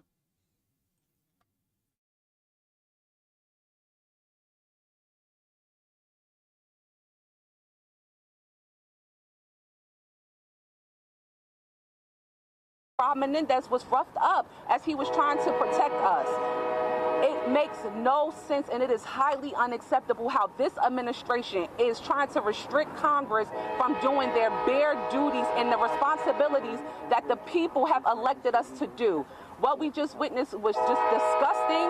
I am very upset, I am very angry, and I am very hurt that they could be able to do something like that to us. These are people who are supposed to be officers, who are supposed to protect us, and they have done none of that. If they can treat 3 members of Congress like that, just imagine how they can treat people on the street each and every day, both undocumented and people who are citizens here in this country. It makes absolutely no sense to arrest the mayor of the largest city of this state who did nothing wrong. He went inside of the gate and told them that he was waiting for us to come out because we were conducting Train-pilled autistic lefties when they have to actually live around a train station. An oversight visit. They asked him to leave. He left out of the gate. Instead of the ICE officials that were here, who were supposed to be here to lead us on a tour, they then came out to have a huddle to talk about how the mayor was inside and that he should be arrested still because he was inside. They then came back out after the mayor was out here with you all, some of you out here. They then left us still. We're waiting for a visit to come back out here and arrest the mayor who had already left off of their property from behind the gate. What we see here is despicable, and we should all all be angry. This is unacceptable, and we should not allow this to be happening. At this time, I'm going to turn it over to my colleague, Rob Menendez.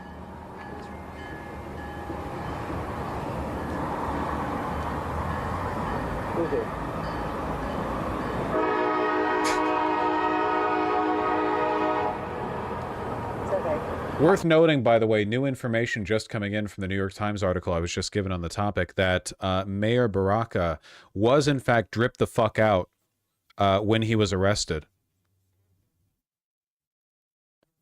Take a look at that. Looking good.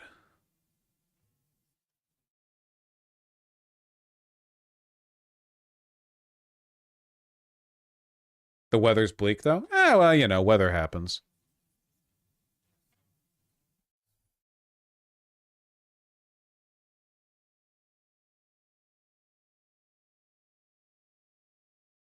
Alina Habba, lawyer for Mr. Trump, who he named as New Jersey's interim U.S. attorney, announced Mr. Baraka's arrest in a social media post.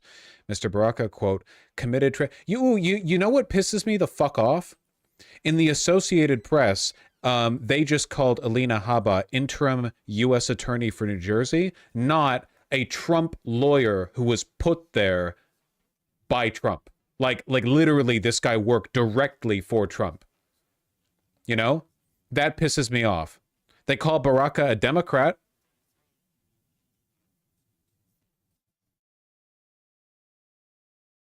Alina Habba's a lady. I don't believe in gender. You reveal your own prejudices.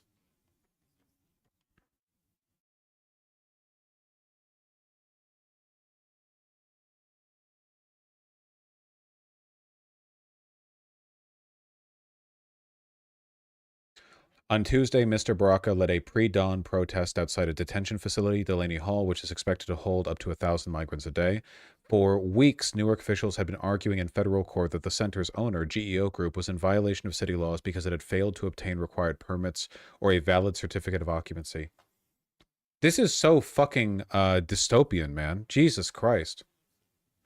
Migrant detention facility owned by a private prison group that is failed to obtain permits for its existence, and when the city's mayor protests outside, federal police arrest him and drag him into the facility.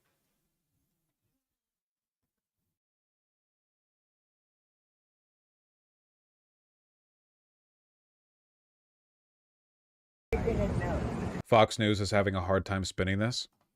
Dem Congress members storm New Jersey ICE prison to conduct, quote, oversight visit. Mm-hmm. Yeah.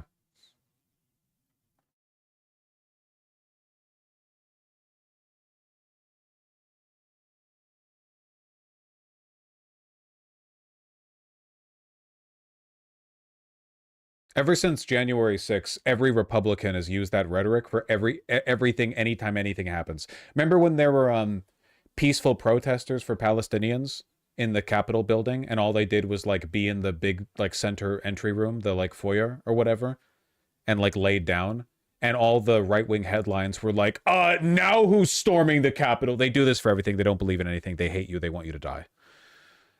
Right.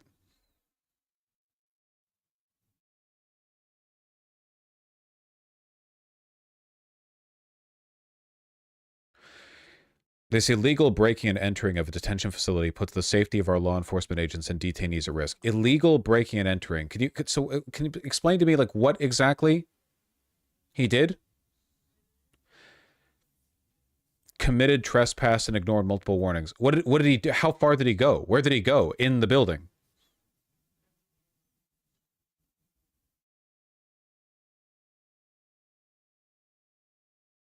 The only description of what he did are in quotes from Republicans. He was asked to leave and didn't, methinks. Okay, but asked to leave where?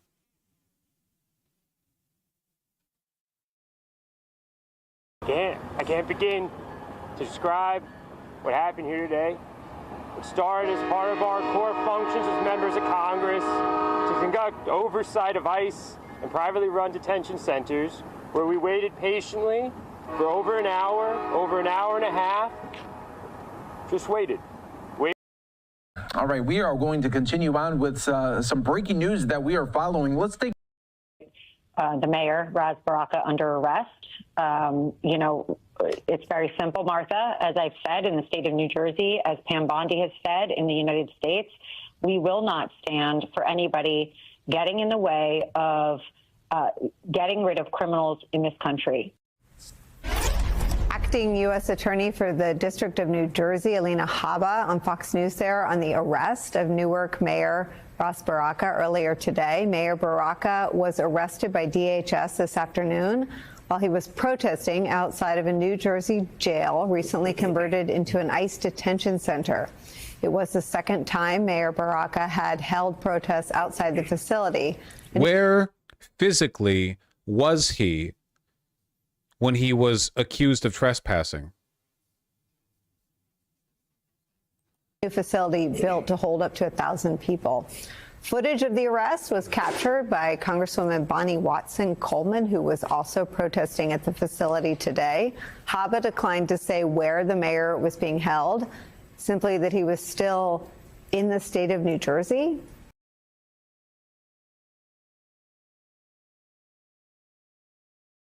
Okay. Joining us now, Deputy Director of the Immigrants' Rights Project at the ACLU, Lee Gallant is here. He joins me. And Rev, this is, in my view, a political move to deflect from the legal landscape where all they do is lose. What do you make of where the Trump administration stands legally on immigration? Yeah, I think they didn't expect the courts to push back so much, and the courts have. You know, they've... Yeah, we'll see how long that lasts.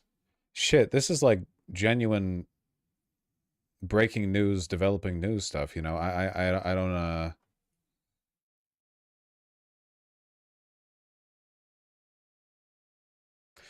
Delaney Hall, here's a DHS press release or something. Yeah, but you can't trust the government. Like at all. Look at this.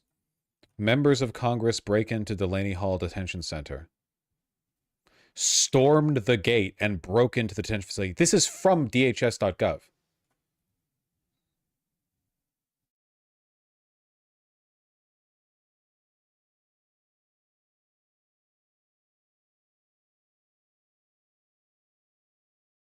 Delaney Hall detainees include, okay, and then they like list some dangerous migrants who are being kept there, of course.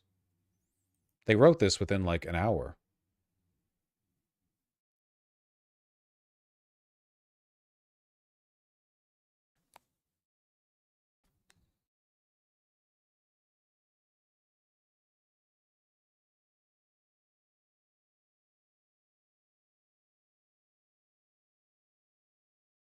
Fox is essentially state media. 1 second.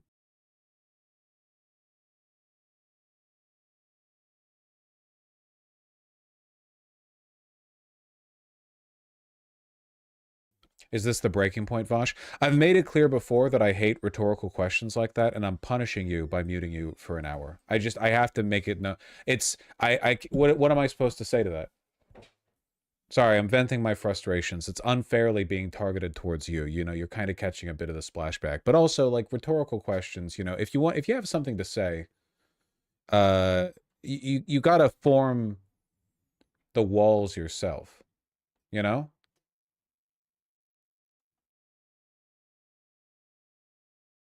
I genuinely just want, like, any information on where he was when he was arrested.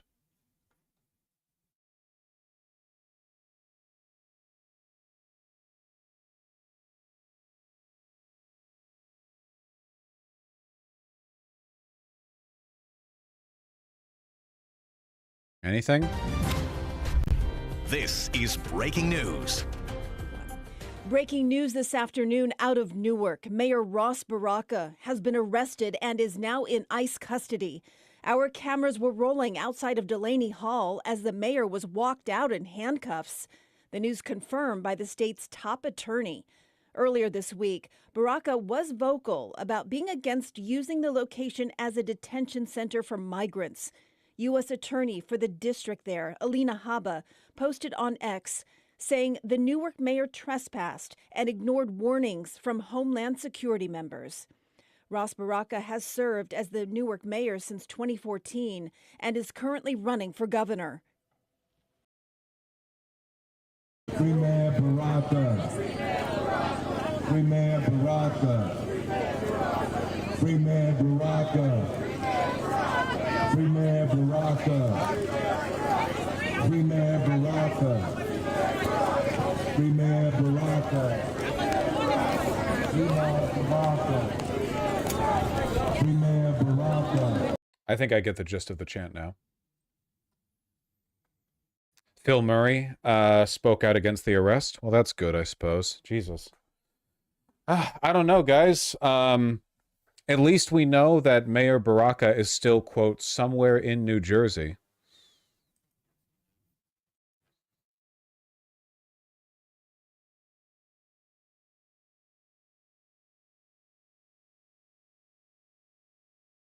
According to the, least credible people in the world.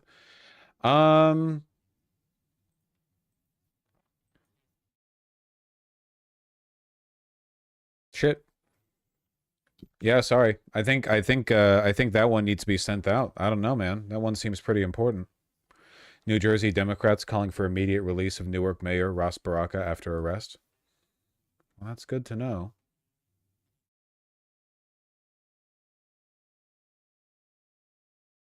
I guess we'll see which Democrats are dickless enough to not condemn his arrest because they're like, well, he shouldn't have been trespassing. I don't even know what the trespassing allegations are. I don't know where the fuck he was. Everyone's just saying it. Storm the facility. Jesus Christ.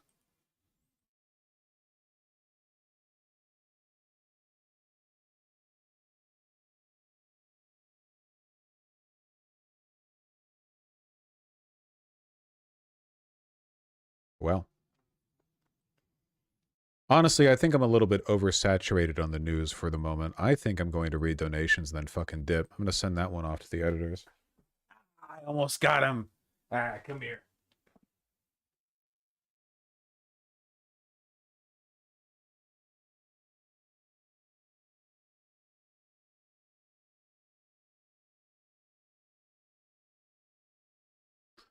Hello, little American boy.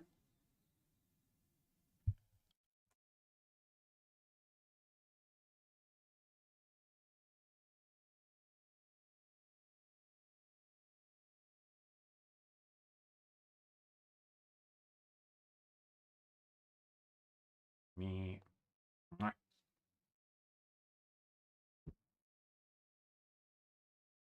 Well,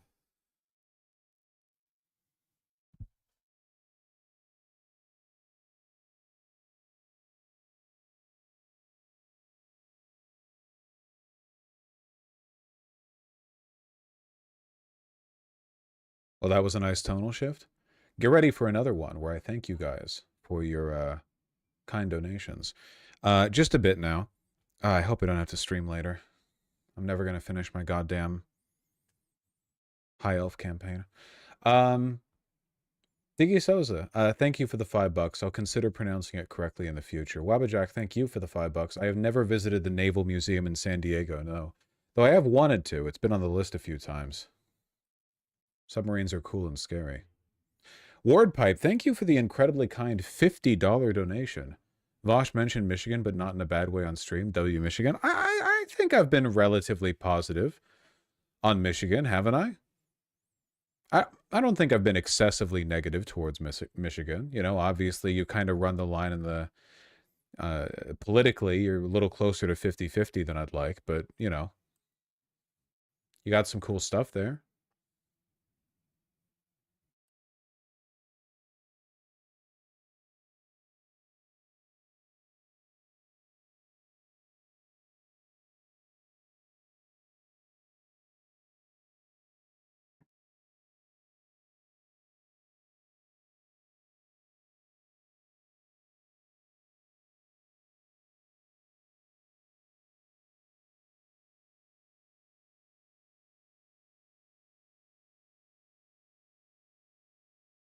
Moisture and Still Alive, thank you for the $5 both. Would you say Joe Biden's a fake Catholic?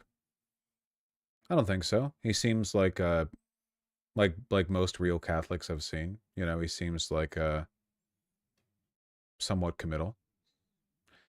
Victorious Gardenosaurus, the Robot Chicken MLP, and George B. Johnson, thank you for the $5 all. I really appreciate that. I think God struck that lady down on Fox News. Is God striking a plague between them?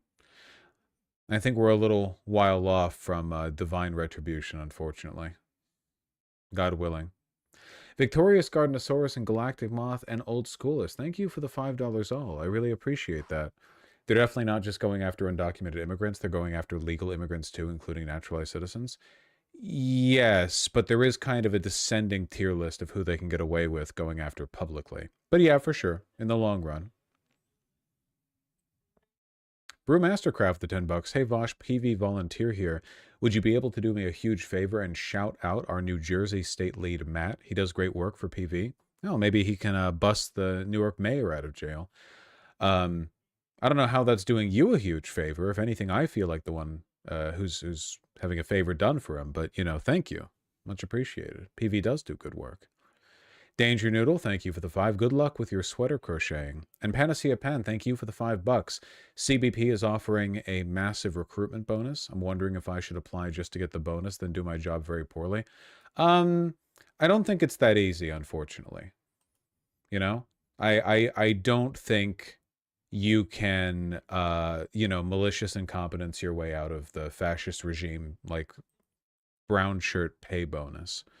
I could be wrong on that, though. You know, I don't want to be too much of a Debbie Downer. I love you all very much. You know what I need to do? I need to hop on the damn Peloton. That's what I need to do. No.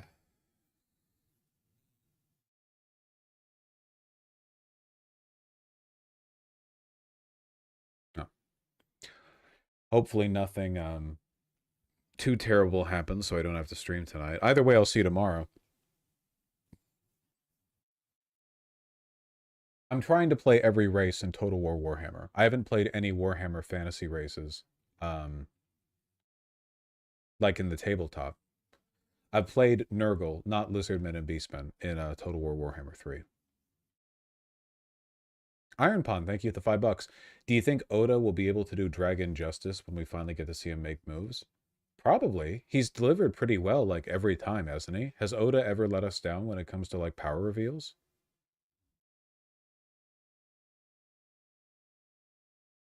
Kowalski, thank you for the $5. Every time someone mentions German engineering, I'm reminded of this. I don't want to look at a fucking Instagram reel. Scale model of a battleship Yamato compared to a Tiger tank.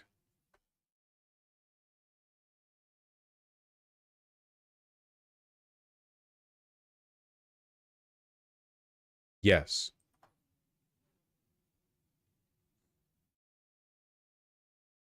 Remember, Instagram is not playing audio for me.